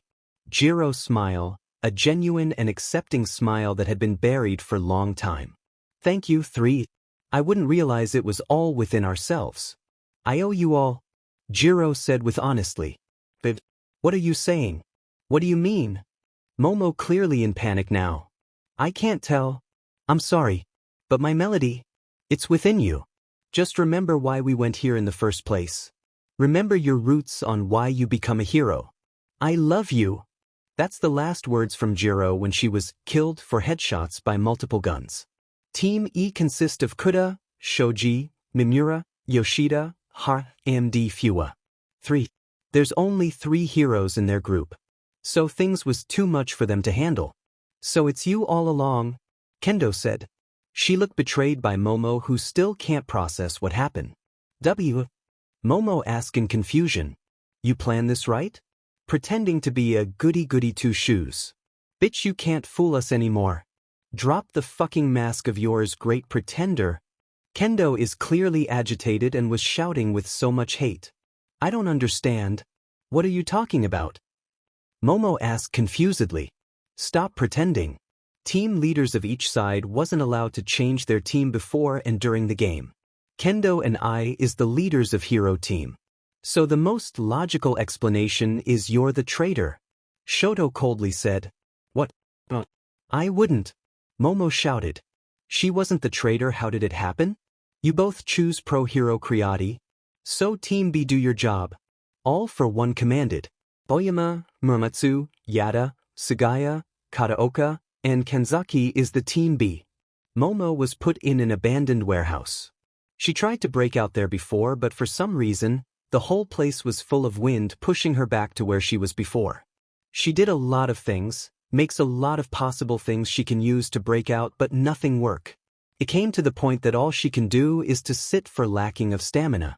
She cursed herself that the food she consumed wasn't enough for her to last long. When she was chosen as the traitor, Momo don't know what to do. She was out of stamina and now, a glass is coming out from the ground. A me mechanism? A 4-cornered glass went up for some times. Before it completely stopped, Momo was shot of bullet 1 in each of her shoulder. It looks like a needle for her, so she wasn't affected to that. Then she felt shocked to see a too high-pressured water started to go filling up the glasses. It widened her eyes that they are now attempting to drown here. She screamed in shock, begging for her to be released. Momo tried to create some oxygen tank and mask. But she panicked when she realized she can't use her quirk at that moment. No. I don't want to die. Momo cried, fearing for her life. As she watched the water rise in fast pace, she started to have a lot of flashbacks. She smiled bitterly. They are right, your life will flash to your mind the moment you're near to your death. I'm always been a liability. I lose immediately against Tokoyami-kun. It's a shame to me, especially I'm a recommended student. I promise to become better, sensei. The pressure is real. But I think I gain a lot of confidence to it. Thank you, Jiro-san. Wanted to be a hero to help people in need. To see their smile after being saved, to give example that whatever your status is, you can serve the hero society wholeheartedly. I love the feeling of hearing the simple word yet powerful thank you. It flatters me that I am the one who saved them. I'm willing to help with everyone's study, so we will pass together. No one should be left. We are pack. Thank you for voting me as your president. I will do my best to do my responsibility and help you all like a pro-hero. Heroes help everyone. Momo remember how her confidence started to rise like the water. She didn't know why villain team used water to kill her, but it's effective. Because she felt a hallucination that it was representing her in some way. She strive, and some higher to reach her goal. But before she even reached the tip of the glass cover, the water overwhelms her like her confidence and hide what's on her surface. Now, she realized what Jiro said a while ago. She was happy and let herself to die. But was shocked that she can breathe underwater. Simple, the bullet that they fire away to her had a drugs that will help Momo to breathe. Momo didn't move after some times. She pretended to be dead. At least now she understand what her girlfriend wanted to tell her a while ago. You both are certainly entertaining. Not only you trust the word of a villain, but you also didn't trust your teammates. How does it feels to be a failed leader? You are assigned to lead them, but look. You really lead them well. To their death. All for one laugh with Koro-sensei to them. Both are gritting their teeth. Let me tell you a secret. Momo Yaoyorozu aka Pro Hero Creati wasn't a traitor.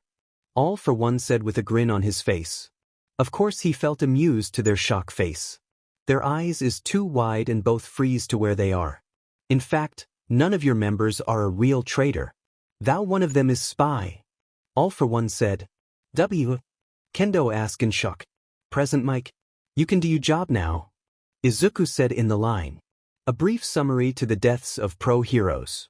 Pro Hero Creati, Pro Hero Earphone Jack, Pro Hero Red Riot, and Pro Hero Invisible Girl are all dead. Hero teams only have 2 members left and they are the leaders of the hero team, Pro Hero Battle Fist, and Pro Hero Fire Freeze. Present Mike said in their watch. Both was shocked and registered that they are still inside a game. Both was starting to think everything is real. I Can't Stop Twinkling is a member of villain team since day 3 of the preparation. Let's say he was their spy. Did you love it? All for one said again. Now the two didn't see a portal coming and both was suck inside. That game is to only eliminate your teammates with a style. We reserve you two as last one to be killed so you'll carry the burden that both of you selfishly sacrifice your teammates' lives for your lives. That you are a failure leaders who can't lead someone into victory. This is our last showdown, Todoroki, Kendo. Izuku said. Now the two are facing 14 people. The Team C and Team F. All of them had a grin to their face. Victory is already in their hand. The plan changed in the middle after the last 2 people die. Instead of 2 teams going to Kendo and Shoto, that decided to take the 2 personally. Inesa, Karma, and Nagisa will face Shoto while Izuku, Katsuki and Hitoshi will face Kendo. The 2 met the 2 teams together which probably confused the 2. Are you sure you don't want us to help you? Itona asked. Yeah, thank you shame, Itona, Karma said. He was grinning as he cracked his knuckle. Fine, we'll watch you to the monitor then. Cryptid, open the wrap. Itona said. The others went with him as Izuku opened the portal for him. The 2 looked shocked to see Izuku had a wrap gate like Kurogiri. Of course he copied it to him with his permission. This is a personal grudge, my dear brother. I hope you're ready for being defeated after this fight. Karma said. 2 teams went separated after the fight began. Nagisa could see the static of Shoto's emotion. It's too tense and messy. He channeled his emotions so he could make Shoto's emotion worst. Leave this fight with us, my little snake. Can you be our support? Karma asked. If you say so, I'll just be your support. Nagisa said. He is now in full control of what might happen to Shoto's emotion. Shoto sent a large ice barricade to them. But Karma just touches and it begun to steam. Shoto gritted his teeth and sent more. As usual, both Inesa and Karma just dodged it. Inesa could now fly using his whirlwind, making him a more terrifying opponent. Then he did what Izuku taught him in the last few days. Air Force. Inesa shouted. He flocked his finger and sent a multiple almost solid air force to him. The force was too strong that some of the ice shattered. You know, I understand why you hated that flaming trash Enduhor's ice version. But you have no rights not to give all of your best in becoming a hero. Seriously? You believe that your fire side is your father's, while your cold side is yours. Where's the logic there? Karma said with mockery. That's confusing. Inesa replied with frown on his face. You know, he promised himself not to use his father's side. That he will become a hero using his left side. You know the reason I call you ice version of that flaming trash? It's not because of your quirk, but attitude. No, actually you're way too much than him in some sense. But it's a fact that both of you are assholes. Karma said. Shut up. You fucking know nothing. Shoto shouted. He sent another wave of ice but Karma just steamed it using his hand. Was I invading your supposed private conversation? Inesa asked to Karma. No, it's fine, Gale Force. And Shoto, you also don't know me at all. I have a deep connection underground. I could get any information I want in just a snap. I knew how disgusting he is. We've been gathering enough evidence enough to send him into death penalty. But of course, death is too merciful to that bastard. Karma said and laughed. Considering you're part of Shadow, the open secret group that serves the Imperial family to maintain the peace, of course you have a wide connection for those things.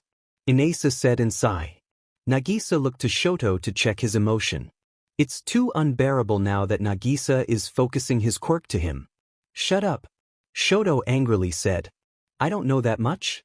Don't you know, our eldest brother, Tuya, is still alive? And the fact that someone is sabotaging the health of Mrs. Todoroki, the physical and mental abuse that his children gets, the negligence and isolation? Or the fact that our mother was forced to marry that asshat shithead for a quirk marriage? I knew a lot of it. But that's not a valid reason for you to do the same as them, Karma said. He run towards Shoto and punch him. But Shoto managed to bend. Because of this, Karma uses his knee to hit his back that had been lowered because he bent. Karma put up a stance and bounced back to back while getting ready to attack him. Inasa wasn't going to back down as well. He incorporate his attack to how Karma attack. While the two is engaging a hand-to-hand combat, Inasa clearly distracting Shoto by attacking him of some air force. Nagisa keeps on adding irritation to Shoto's emotion, making it harder for him to plan. Come on, use your fire. It's not like that flaming trash was also the one that manipulating his fire side. You are just dumb to pertain your own quirk as his. Damn, even if you have a similar quirk, the flaming trash can't do anything to control your right side. The promise on not using it is an evidence that Enduhor didn't own your fire. Because it was you who suppress it, Karma added. He give a high kick, but Shoto managed to create a massive wall of ice. Karma still proceed to kick it and use his legs to melt it. Temperature manipulation is weak? Might be for others who have a bad control. Karma said. He increased the temperature to the radius of Shoto, making him felt weak. He was now suffering from hypothermia. But because of Karma suddenly increased the temperature around him, Shoto could feel the clash of two temperature to his body. He wince in pain as he collapse in exhaustion and feeling weak. Your eyes never change. It actually got worse. You're the reason why I didn't enter the UA. And I'm glad I am.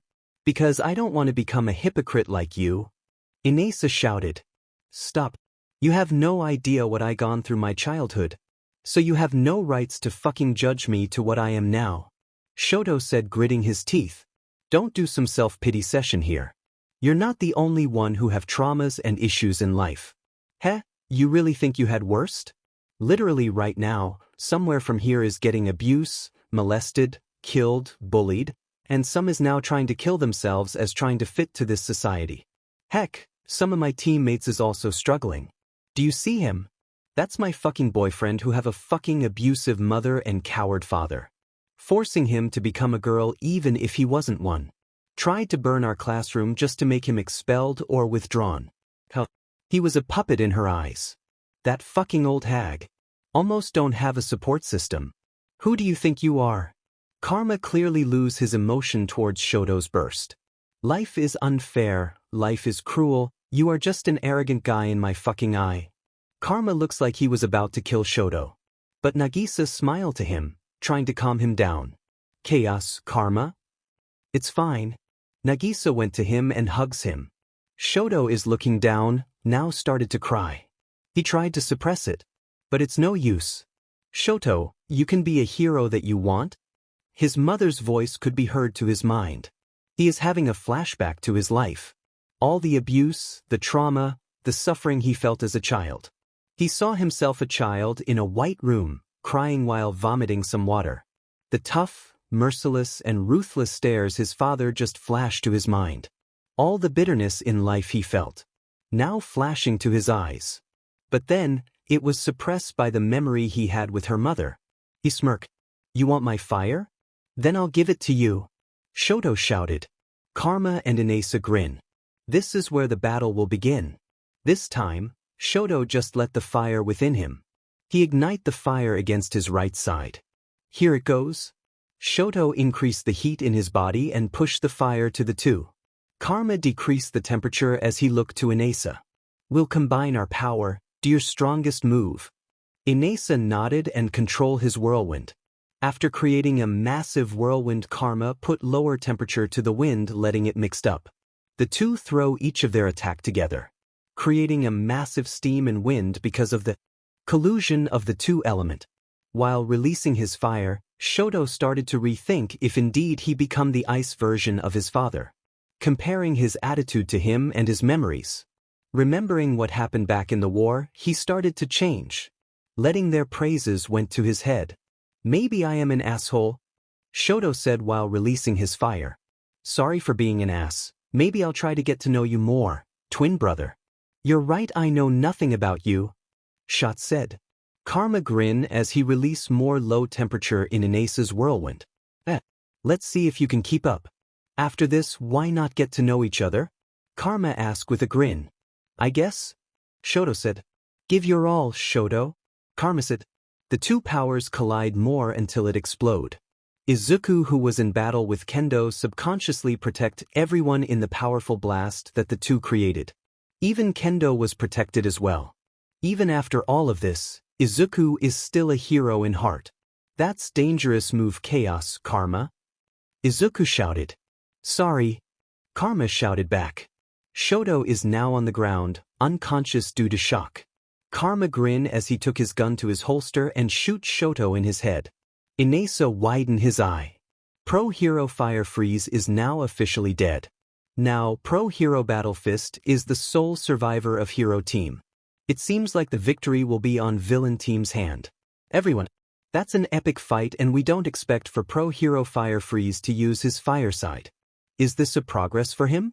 We will know after the result. Present Mike announce. I know he wasn't dead, but damn. You didn't hesitate to shoot him. Inasa said. Karma just chuckled. Being part of Shadow will make you understand the phrase, killed or be killed. I won't deny, I already kill in MT past. Including my boyfriend's mother. After this game, we will work on that flaming trash so he would be put to where he belong. Karma said. I would love to see him suffer. For all the things in the past, and all those innocent that Endeavor kill, they deserve some justice.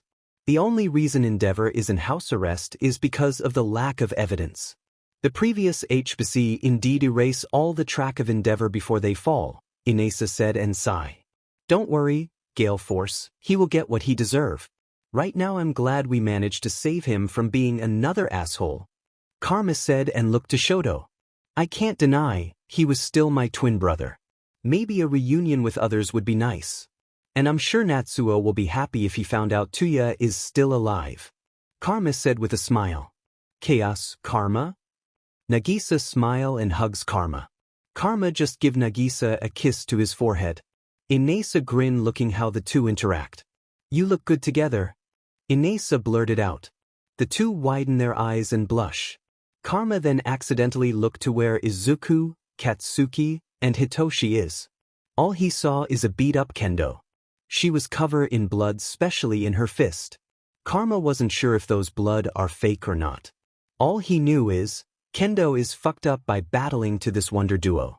The two's teamwork is too flawless, unpredictable, creative, and highly coordinated.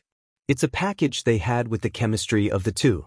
So battling with the two, then add another sadistic fellow teammates, Karma don't know what's going to happen. After Karma, Nagisa, Inasa, and Shoto distanced themselves, it was only Kendo, Izuku, Katsuki, and Hitoshi in the place. I need to be wary with Shinsu's brainwash. Don't give reply to him, it's too dangerous. Bakugo is also a powerful opponent, especially his control with his explosion. I don't know that much with this green-haired guys. Kendo thought calculating the possible escape she could do. She also knew that in their 3 versus 1 battle, she will be immediately lost. Kendo didn't know what is Izuku's quirk. But she knew being one of the strategists of Villain Team, he is smart than the rest. Such a pity, right? Don't know students of UA saw what you did? Sacrificing your fellow members for your own selfish way, what do you think will happen the moment this will end? Izuku said with a smirk. Kendo could feel that the place become cold.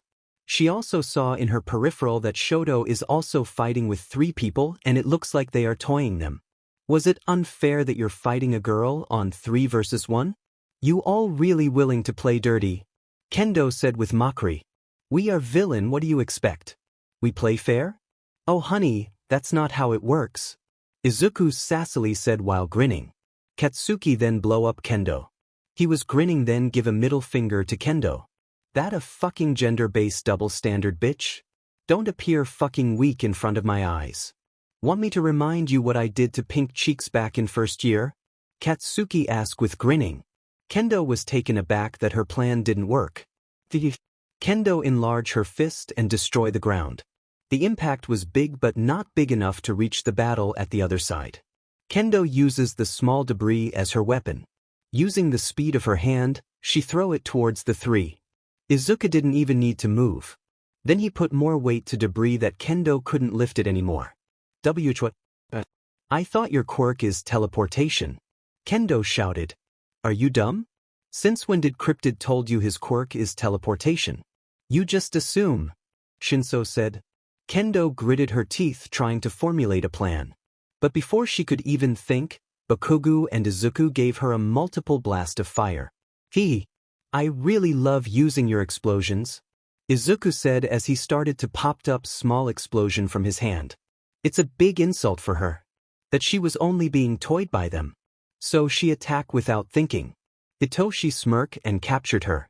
Then flip him landing her feet first then her back. It seems like you forgot you have 3 opponents. Hitoshi asked with a grin. Kendo used her double jumbo fist. Both her hands at normal size, then strikes her enemy with them, activating her quirk just before impact to maximize damage. But the punches she did is too slow to the 3 even if the speed of Kendo's punches is too fast already for average person. She gritted her teeth because she's unable to even hit any one of them. You're too proud of your quirk, Kendo-san. What if we permanently take it from you? Izuku asked with a grin. He created a gun out of his skin and put it. Drugs that will make Kendo temporarily use her quirk. It's like the quirk erasing bullet, but this is only temporarily. It was created by Takebayashi, Okuda, and Izuku. With the experiment, they don't need someone's blood just to create it. This bullet is inspired by the quirk erasing bullet. We created our own, but this time, we don't need someone's blood. It's permanent, so the moment this bullet catch you is the moment your quirk will disappear forever. Izuku grinned. Katsuki immediately propel himself and engage a battle with Kendo, distracting her in any possible way so she wouldn't focus with Izuku.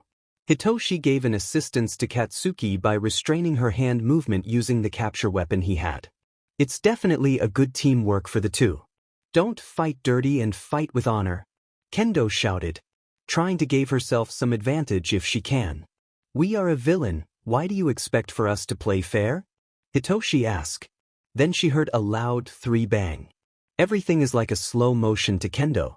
She saw the 3 bullet coming from her way. But her body reaction is too slow to be able to dodge the bullet. Izuku had a smirk on his face, until Kendo could feel the bullet penetrate her skin. She screamed in pain and shock. Kendo felt her legs get wobbly and give up to her. After just a second, the bullet is now affecting her. What did you do to me? Kendo asked, horrified to what's happening. He erased your fucking quirk permanently. Katsuki replied.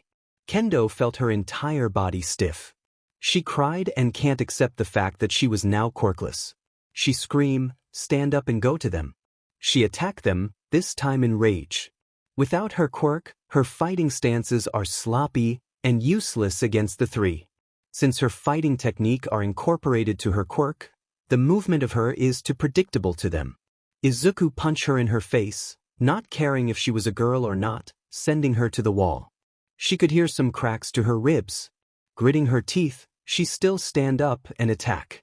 Katsuki was the next one to send her in wall. Kendo is now bleeding badly.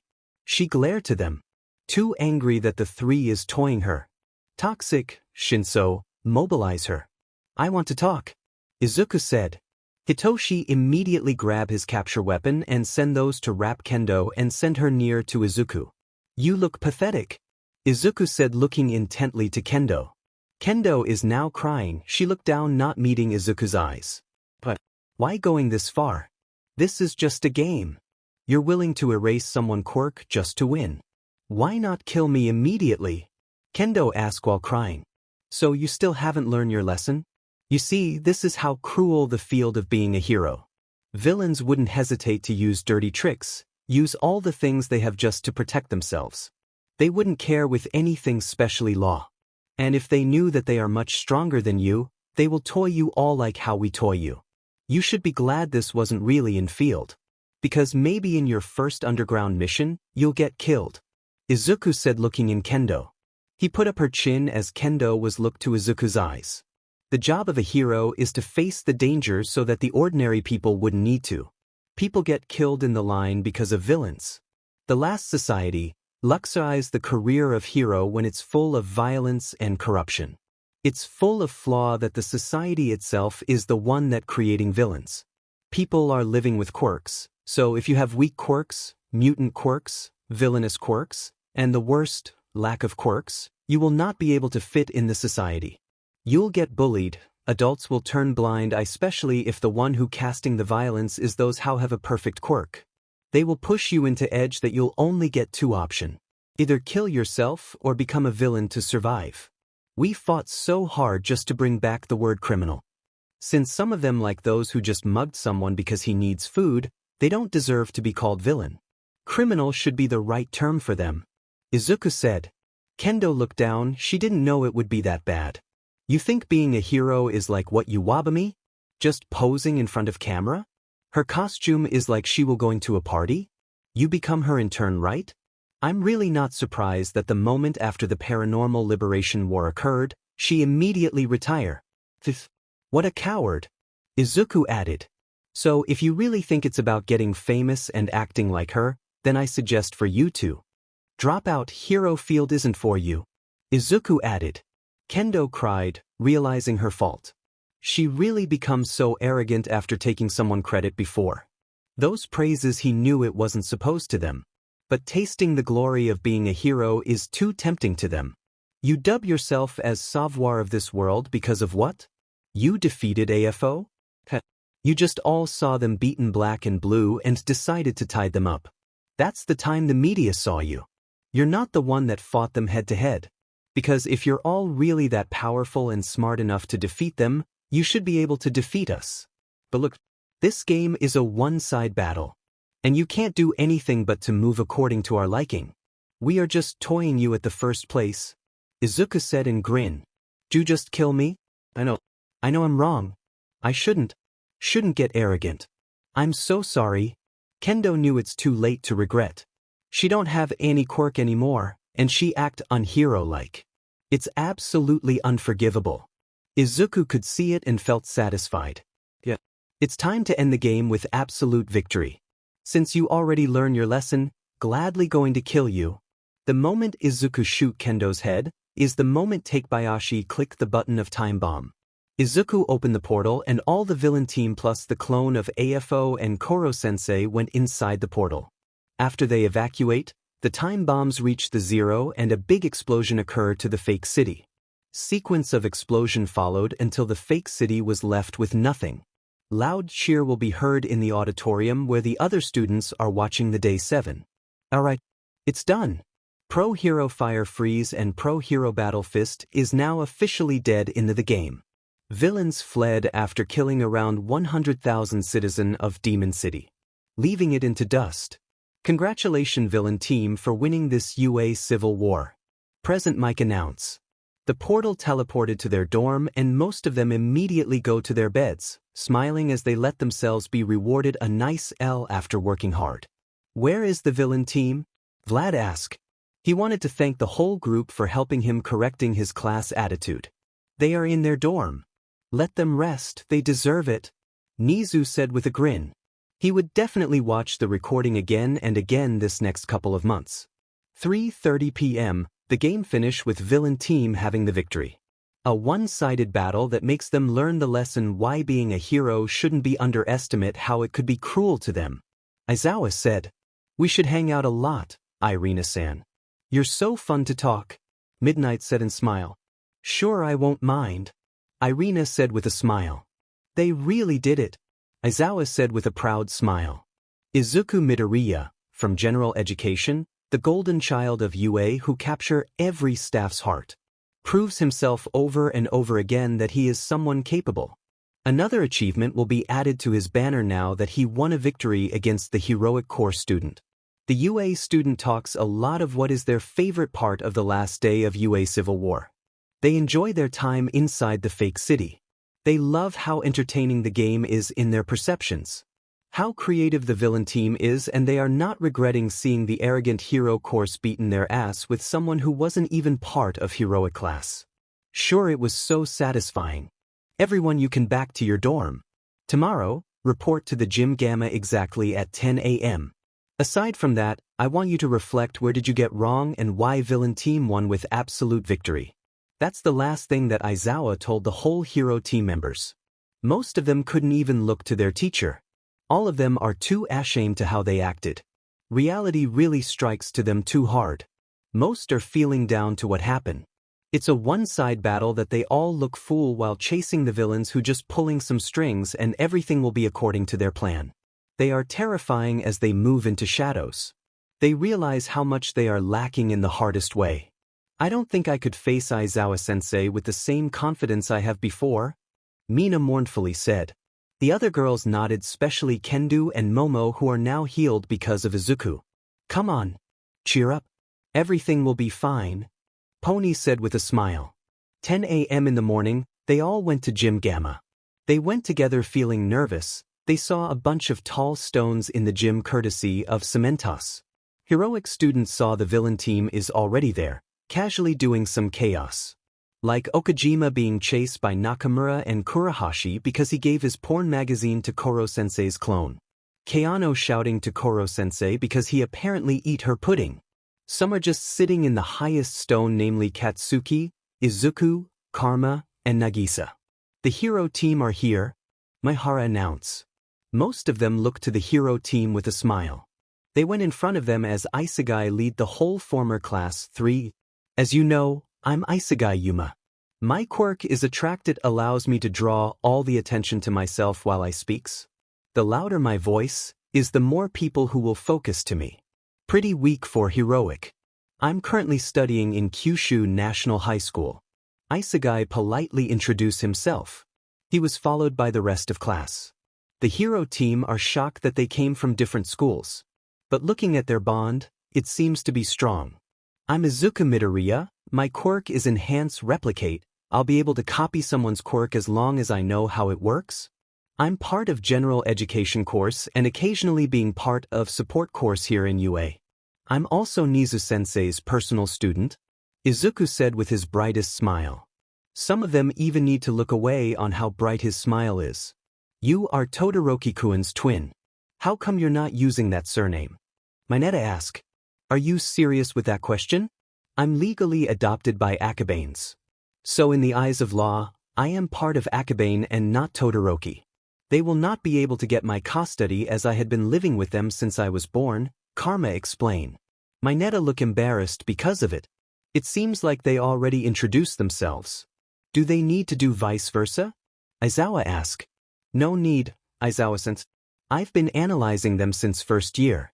Their profiles and full analysis of their quirk will be given today. Of course, my members already study them and incorporate a lot of their weakness in some of the battles during the game, Izuku said and smiled. Those binder was all yours by the way, Kataoka said and pointed out the side where there's a bunch of binder in the table. Just look for your name.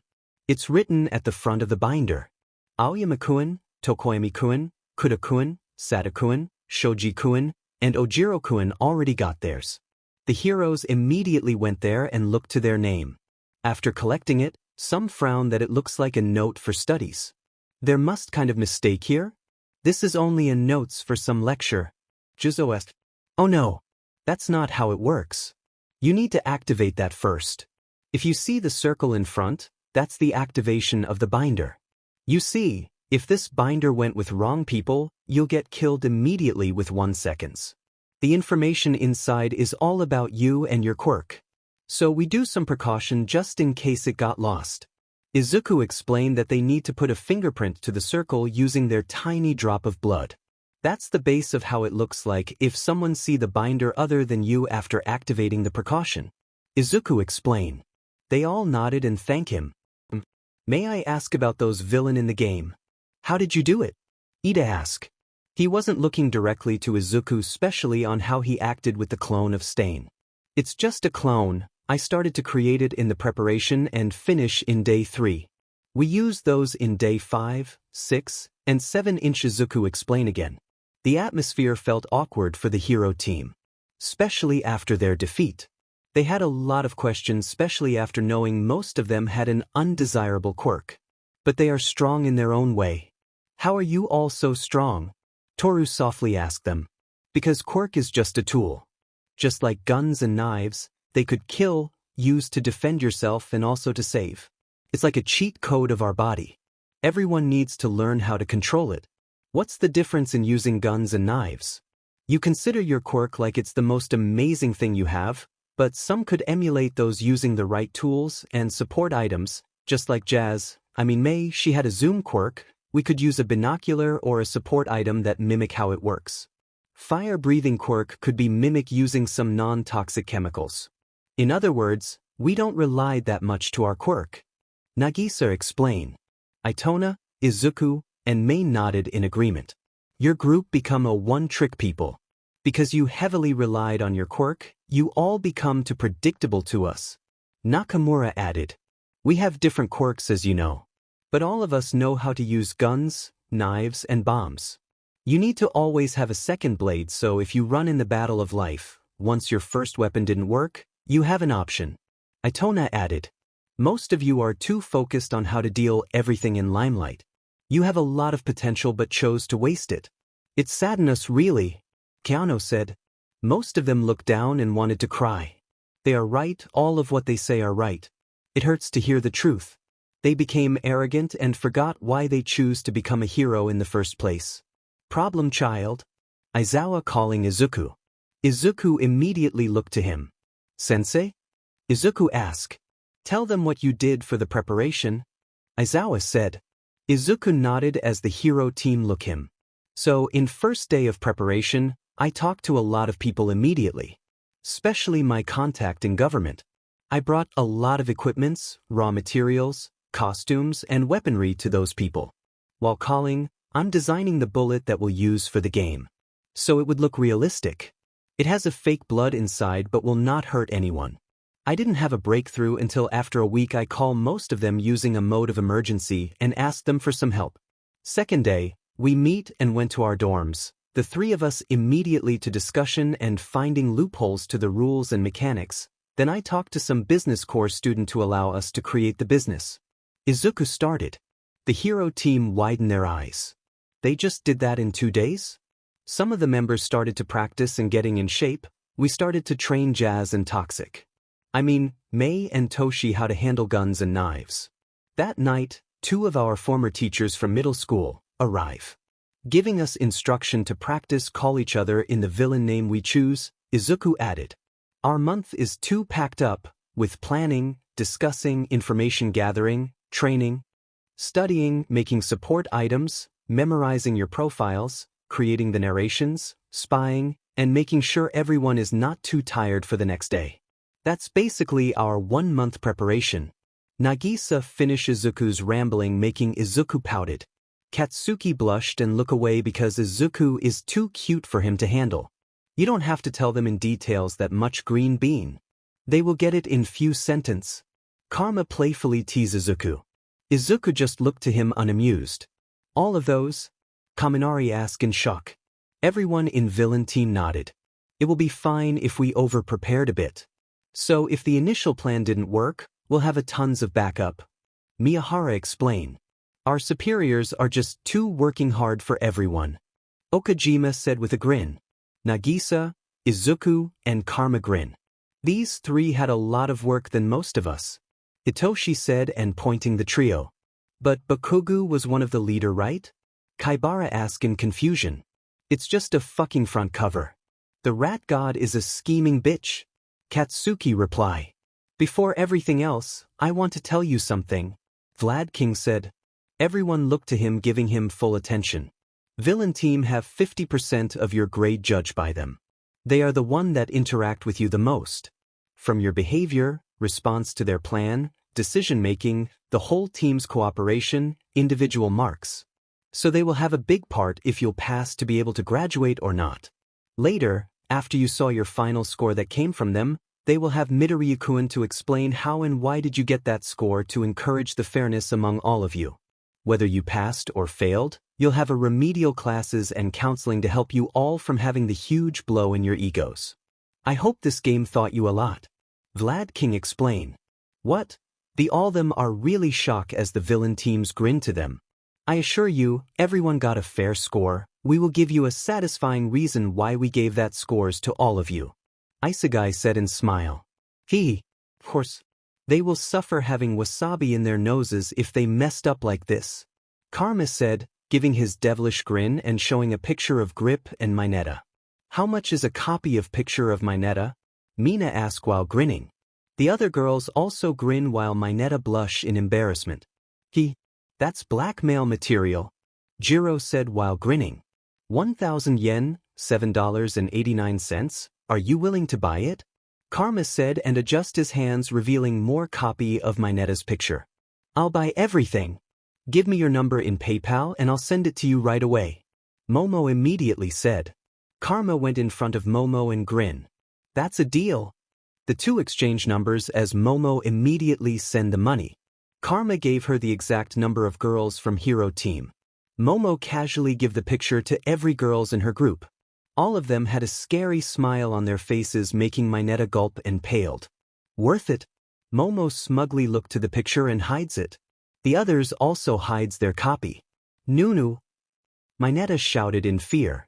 The villain team had a sweat drop to Karma's antics. It's time to see your scores, Izawa said and let a hologram appear to a phone. Hero Team ranking. Villain Team score. 1. Aoyama Yuga. 2. Tokoyami Fumikichi. 3. Ojiro Mashireo. 4. Shoji Mezu. 5. Satoru Kido. 6. Kudakoji. 7. Nito Minoma. 8. Hananuki Juzo. 9. Tokage Setsuna. 10. Yaoyuruzu Momo. 11. Kendo Itsuka. 40. Minoru Mineta. Setsuna asked in shock. There might be some mistake? I are one of the first people who gets killed in the game. Juzo immediately said. We are also observing you who technically gets killed immediately. All of your deductions, planning, and opinion you all expressed during the time you are there was also put into consideration. It's the reason why we eliminate you immediately. Izuku explained, which shocked all of them. They didn't know it was still part of the game. So let's start on your teamwork. For me, and others is plainly mess and suck. Not only you're uncooperative to others, you tended to argue a lot. Especially your two leader. I could create an entire 5 hours video of you arguing to each other, honestly. You waste your time, you didn't manage to create a sold plan so you don't know how you'll move when the game starts. Izuku started. Most of them looked down since he was telling the truth. You're underprepared and don't have a quick response movement. Todoroki-kun just assigned someone for patrols and he let them fool around. Kendo didn't help too even if you have the same authority with Todoroki. Shoto and Kendo sigh and look away. Yeah, their performance is too shameful. Do you know the thin line difference between boss and leader? Anyone? Izuku asked. Wasn't that the same? I mean, both are leading someone. Kaminari asked. Boss is those who just give commands and didn't help at all. While leader is those who equally do jobs with his member and helping them in all possible way. Minoma immediately answer. Exactly. Todoroki-kun, this is what you do, you tended to boss everyone around and do little to no jobs at all. While Kendo only does the bare minimum. With your cooperation with Yaoyuruzu certainly needs some credits. Izuku said looking to Kendo. I know I only did a bare minimum. I let my teammates down, I'm really sorry. Kendo said. It's already in the past and we can't change it anymore. What we could do is to improve ourselves in the present until future, Juzo said. Everyone nodded in agreement. You all need some psychology lessons in the future. If you're going to ask why, well, you fall for our trick with just using some psychological trick and you fall not just once but multiple times. You all need some situational awareness, as well as some weapon or another layer of protection to wield. You should have another option other than using your quirks. So that if ever you encounter a villain and criminals who could be like Aizawa-sensei that could temporarily erase someone's quirk, or all for one who could just simply steal your quirk. This way, your survival in a life and death situation, you will have more protection to yourself using those skills. Izuku said. Another critical hit for everyone. As you did, you underestimate your opponent resulting to your downfall. Hananeki-san and Toki-san was right to his deduction. You have a higher chance if you prepare and didn't underestimate us. In one-on-one battle with quirks and face-to-face most of us will immediately lose. So as much as we could, we stay hidden. If you just create some trap to lure us all, there might be a chance. Our experience in field might play some part, but it doesn't mean your chances to win wasn't high. Most of the hero team member was shocked to what Izuku said. They didn't know it was that high. They all look powerful in their eyes. Your behavior wasn't good also, you keep on blaming someone, pointing here and there, self-pitying and just being toxic. Shoto, Momo, Kendo, Ochako, Toribara, and some of them looked away. They are all guilty of it. Let's start individually. Izuku happily said. All of them gulp and paled. There's individual criticism? Yui asked awkwardly. Izuku nodded. Aoyama Yuga, you got the highest score for performing the best out of everyone. Not only you managed to do your task perfectly, they never found out about your infiltration. If you don't know, Aoyama Yuga is part of villain team since day 3 of preparation. Izuku said and grinned. All of them looked to Aoyama with an awkward smile. Say honar, jeune maître, it's an honor, young master, Aoyama said. Merci, thanks, Izuku replied. You can understand and speak French? Mina asked in shock. Most of us had at least 5 languages in our banner, excluded the Japanese. We all had English, then the rest of 4 are all different than one another. Kataoka explained.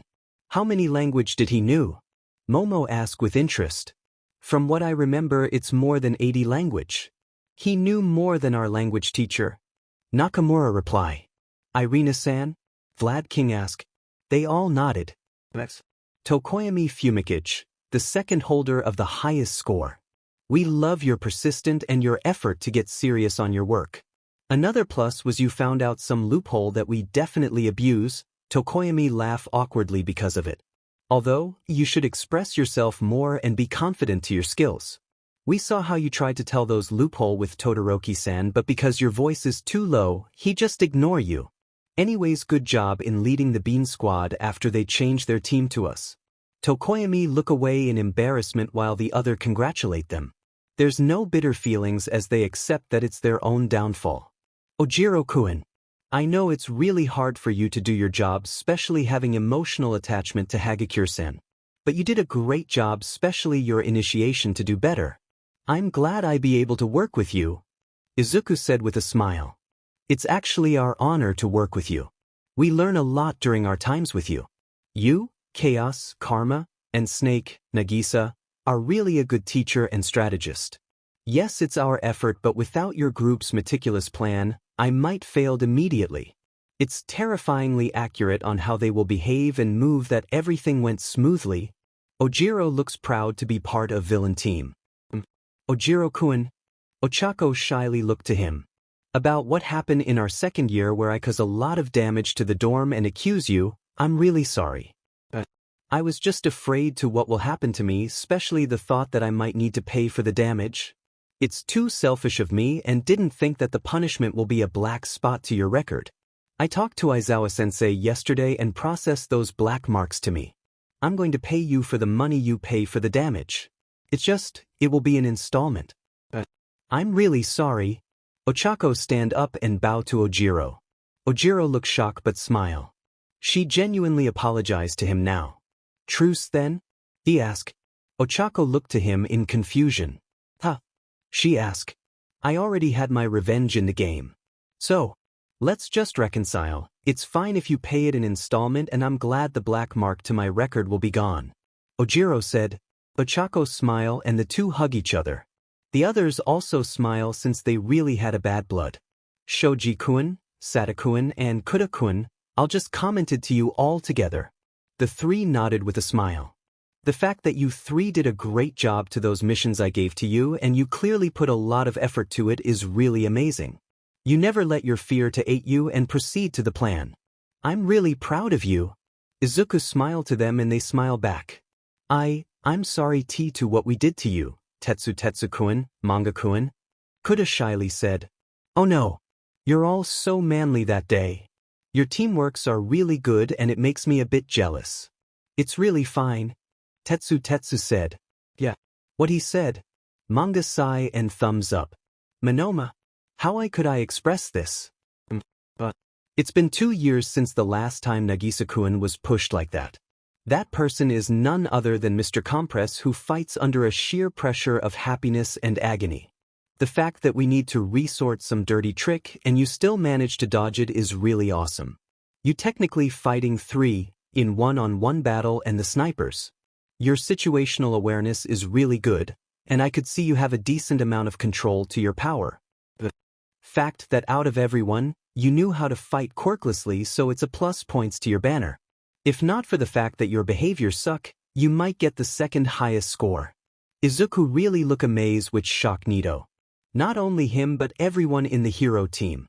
They are shocked that Nito was praised by the villain team leader, especially he is one of the tyrant of their group. I was really that good? Nito asked in low voice while blushing. He also had some attribute in reading emotion. So in the remedial classes they will get, I wanted to teach him 1 and 2 trick. Nagisa added with a smile. The others are also shocked. I would love to learn to your group, Nito said with a smile. Of course everyone was stunned to the smile of Nito. It's too genuine and without his usual smug smile that looking down to others. Just a piece of advice, Monoma-kun, you don't have to hide yourself in facade of looking down the others just to feel good. Sometimes your weakness could become your greatest strength. Your quirk, the sources of insecurity, but for me, it's one of your strength. You should be proud of having that powerful quirk. Might as well teaches you some trick on how to be prepared for some battle wits and trickery, Izuku said and wink. No. Just fucking no. Katsuki shouted. You can't do anything, Kaken. I'm going to take him as protege. Izuku's eyes practically like a star now with his beaming smile. Operation.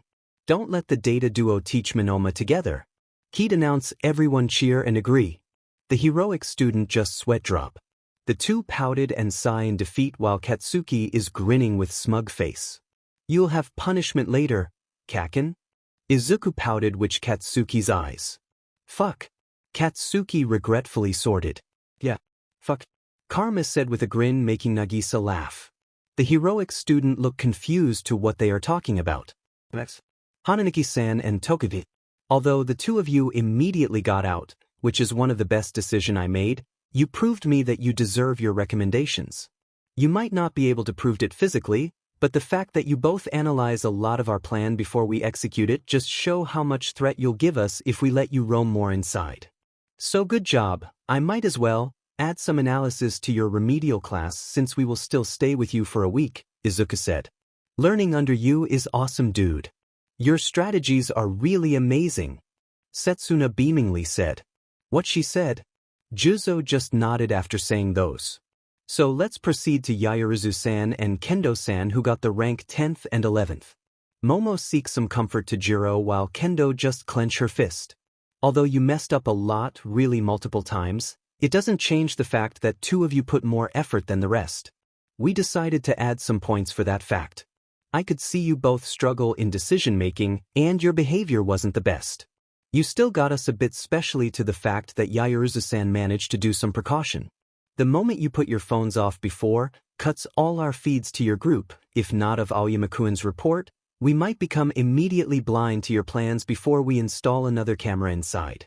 Kendo-san, the fact you think about recording your conversation with Karma-kun and Nagisa-kun, whom you know as Chaos and Snake, is also good. So you might have a lot of lacking in terms of skills, but effort was there, so we will give you credits with those. The Chui was shocked that Izuku didn't harshly criticize them, but they are thankful to it. The criticism proceed throughout the day as they get both good and bad criticism. The heroic student accept it wholeheartedly. Week later. Breaking news. Retired pro hero Nezu Todoroki aka Endeavor was arrested by the police this morning after a surge of evidence being leaked out yesterday evening. His crime includes multiple murder, attempted murder, domestic abuse, child abuse, homicide, malicious mischief, libel, marital rape, and multiple other cases. Police is now investigating the resources of the evidence that had been leaked yesterday. Many civilians are now protesting in Department of Justice and Hero Public Safety Commission to punish Endeavor, aka Nezu Todoroki. Chief Officer Tsuragami released a public statement a while ago. We've been working with this case against pro-hero Endeavor since after the Paranormal Liberation War. But because we are lacked of evidence, especially the old HPSC did their best to destroy all the evidence that will put him into jail. The only thing we could do is to put him to a house arrest. With this evidence, after confirming the resources of this, we will immediately move and arrest him. Chief Tsuragami said. We still trying to get the statement of Todoroki family but they refuse to give an interview. Karma on take off the TV which shocked Shoto. I'm watching, he said looking to his twin. I know, I don't want to watch, this is my house so my house, my rules. Anyways. Izuku is now working with police department with all the evidence we leaked yesterday. I'm sure that burn bitch is now crackling into joy. Karma said and sat next to Shoto. Who? Shoto asked curiously. Tia. Karma replied. Shoto looked to him with wide eyes. Tuyanai is alive. Shoto shouted. Please? You don't have to shout. But yeah, he is alive. We've been working hard to gather evidence against the old man to rescue you all. And for some reason, he had some hate to you before Izuku talked to him. Karma explained. Can we go with him? I wanted to get to know him. Shoto whisper. I plan to don't worry. Karma said with a grin. Back to topic? Don't you think the old man's punishment is too light? Shoto asked. Karma laugh and grin. Oh geez. You're such a naive little fool. I'm petty enough not to give him light punishment. Not only he will lose the custody of the whole Todoroki family, all his asset and properties will be given to Todorokis. Not only that, his quirk will also be removed to him permanently and will be thrown to Abyss facility. Karma laughed just giving the list of Enji's punishment. In short, he will lose literally everything, his wealth, quirk, and freedom, then force him to watch how all of us climb more and become successful. Isn't that a perfect punishment for him? A life living in hell and he can't even kill himself even if he wants to. Abyss facilities is something you don't want to be with. It will make Tartarus a baby in front of your eyes if you found out what they are doing inside. Karma laugh while Shoto grin. These pair of twins indeed related to each other. Katsuki and Izuku are hanging out in the mall in their old neighborhood. It's where Inko and Izuku was living before Inko died and Izuku moved out. They reach a place where Katsuki remembers something. This is the place where we met after months that you moved out. Katsuki said with a smile. Izuku awkwardly laughed and nodded. Yeah. I remember hoes confused you are since I was surrounded by many people. You even challenged Karmakun that time and got your ass beaten even if he doesn't use his quirk and you use your own. Izuku said and laughed.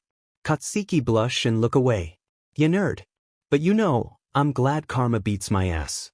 I realize how much you worth, Katsuki said and smile. He took Izuku's hand and kissed it. I did learn my lesson in this place just like my classmate.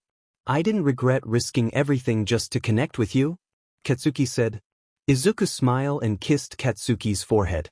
And I'm glad I also risk everything and accept your apologies, Izuku said with a smile. They continue to walk and reach out the building they intended to go. Building for sale.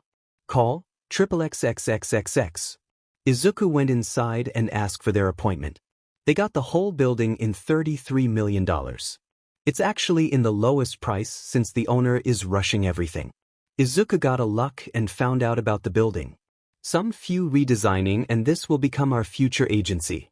The place is at the center of the city and we got it in such a low price. I'm expect it will cost me around $100 million since the average building cost per floor is around $2 million and not yen. Izuku said and grinned. Fuck yeah. Katsuki said and snuggled Izuku's neck. You're being clingy today? Not that I don't want to, in fact it's a favor. Izuku said. Just want snuggle? Katsuki murmur and hugs Izuku from behind. Izuku just laugh and accept Katsuki's hug. Then call his trusted interior designer to give them another big project. This will be our journey to our new beginning. Izuku mutter as he looked to the overview of the building. Asterisk. 10 years later?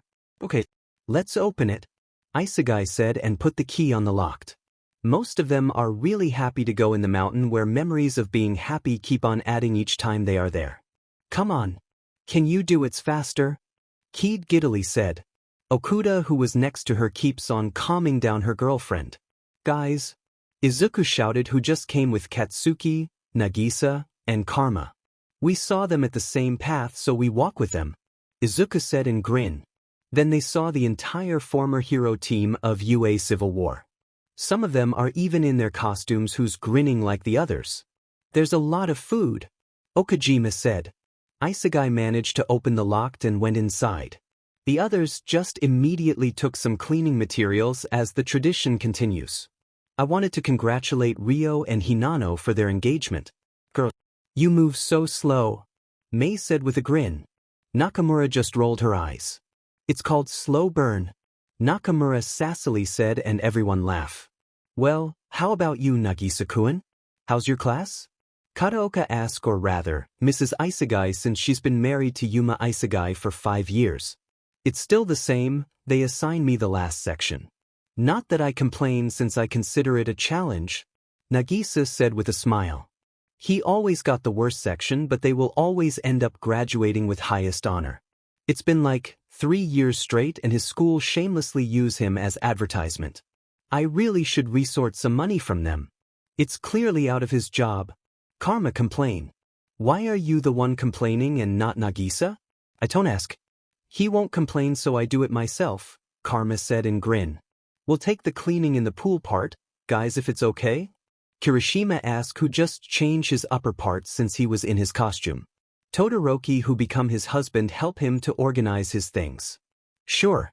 We'll work here, then we should clean the flat field at the bottom of the mountain, Maihara said, who was cutting the grass at the flat field near to their classroom. Deal, Momo said. So the pro heroes went to the pool part. Katsuki chose to stay to where his husband and started to help the others with construction. The whole heroic student learned a lot of lesson in span of 2 weeks of being with former class 3E, lessons they didn't know will be a great help once they become a full-pledged hero.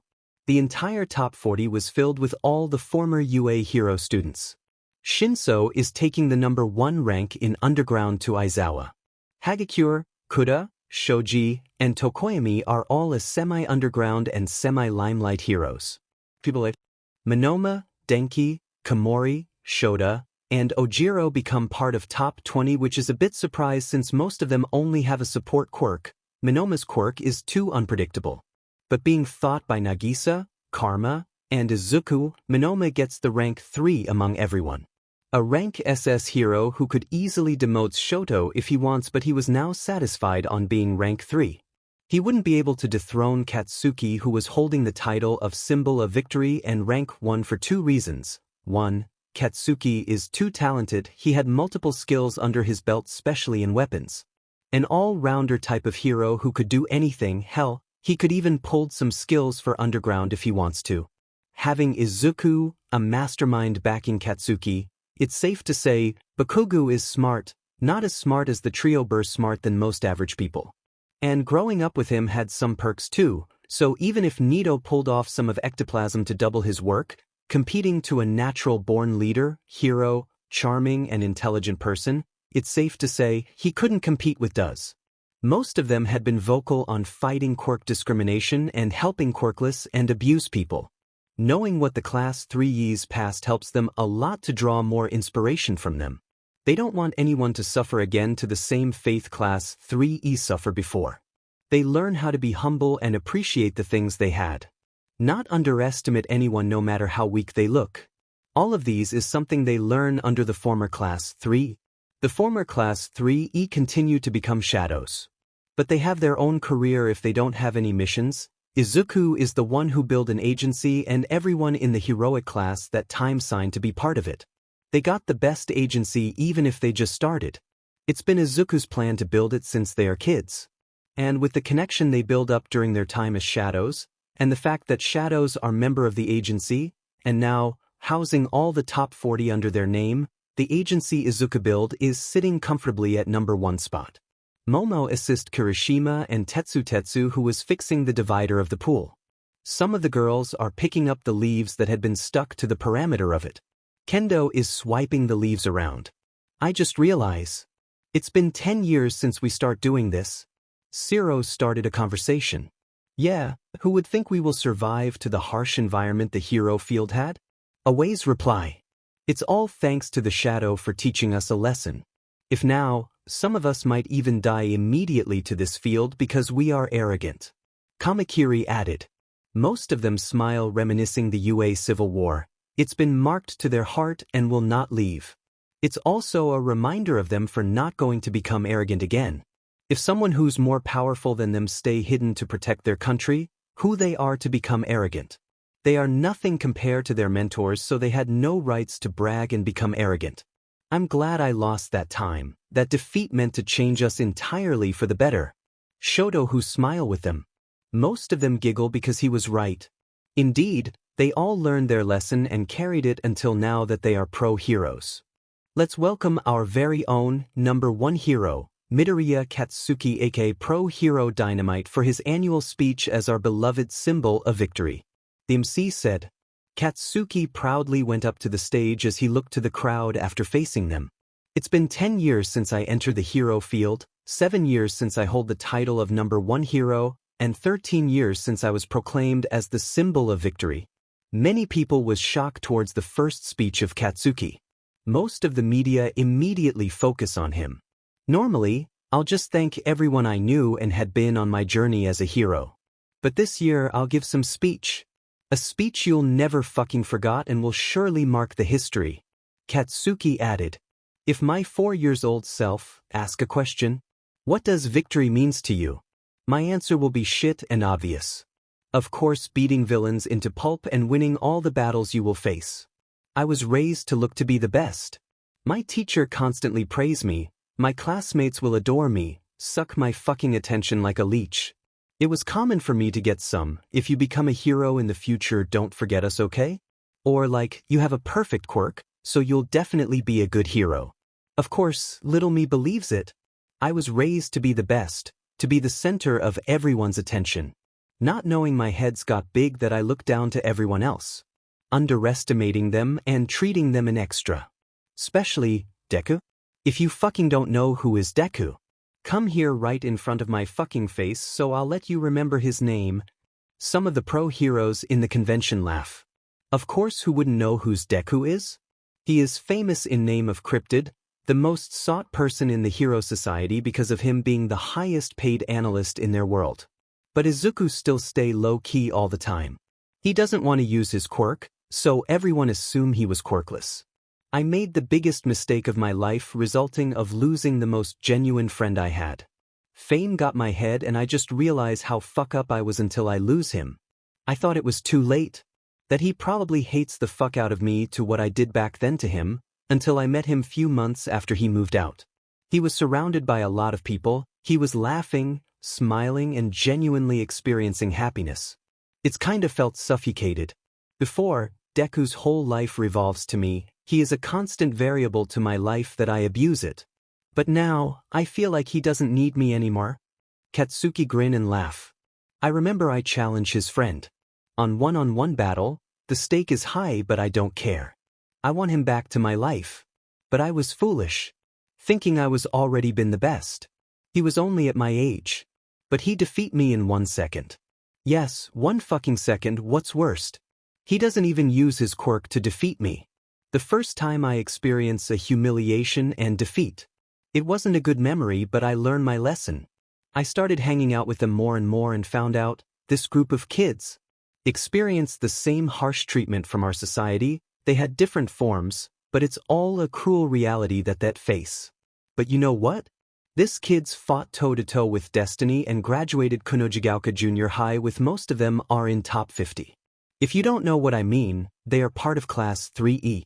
Some of you might remember the scandal of that school because of quirk discrimination and where the rising #1 villain hides. My eyes open up, I wasn't the best.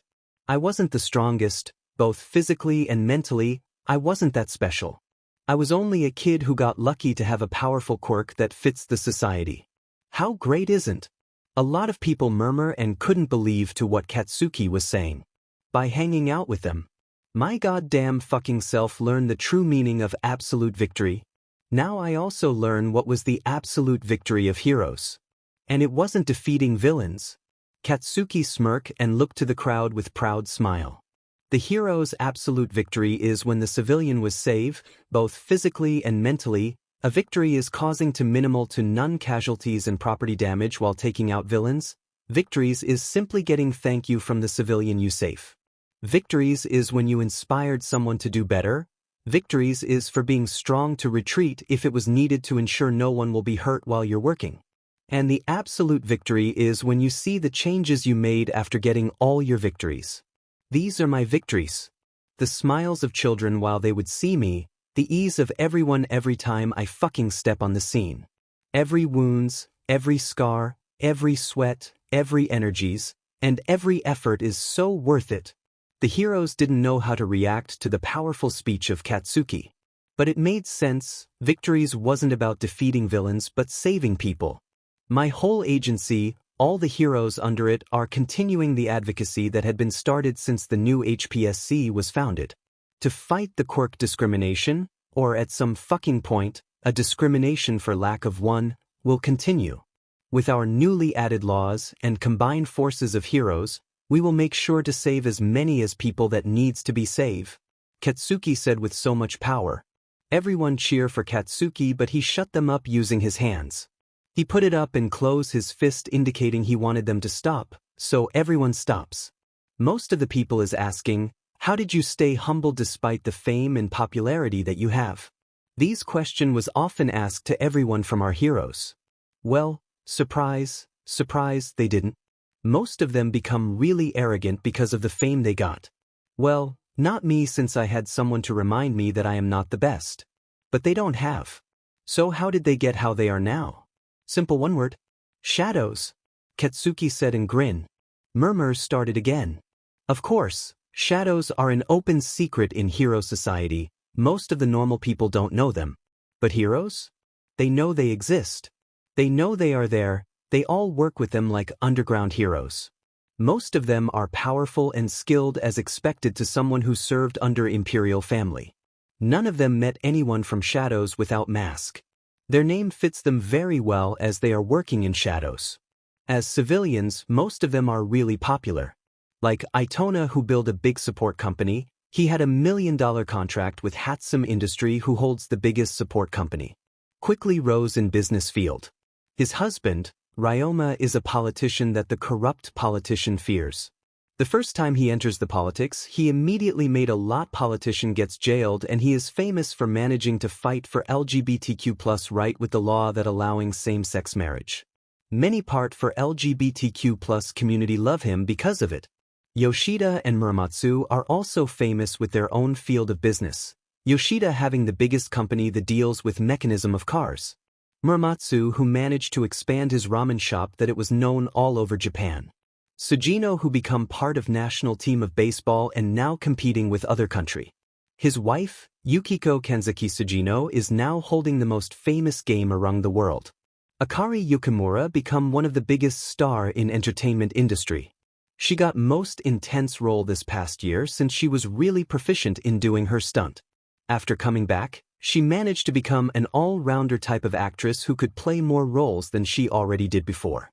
Her wife, Manami Okudayukimura, is holding the title of youngest scientist with Takebayashi, who managed to create an artificial blood for those who like toga that needs blood to survive.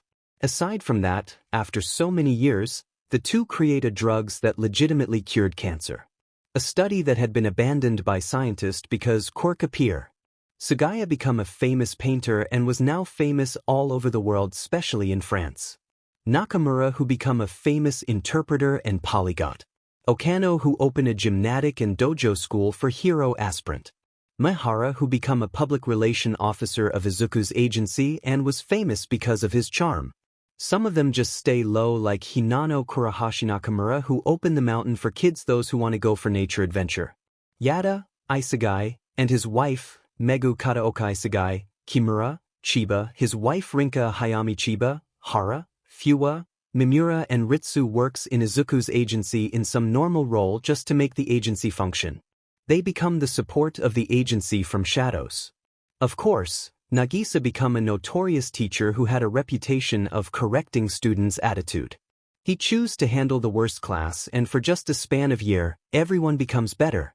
His school even dubbed him as a miracle teacher, as most of them just give up to those students that rebel to everyone. While Karma, Nagisa's husband, become a bureaucrat and was infamous because of his sadistic nature, that politician who wanted to take advantage his department feared him. Terasaka and Karma is a team in politics that no one wanted to deal. All of them are forging the path they wanted to walk. The legendary Shadow. Correct these extras' attitude by making them realize what they made me realize. UA bring back the UA Civil War and work with Shadows to take the role of villain. I become part of their group as one of the fucking leader. Shadows lead the game, a one-sided game that put the entire heroic student to utterly humiliation. A big defeat in their banner, making them realize their mistake and the fact that how they act will not do good the moment they enter the hero field. Now, everyone could proudly look to you that they lost in them, opening their eyes that leads to the lesson they learned to the game. We started at the bottom and rise until where we are now.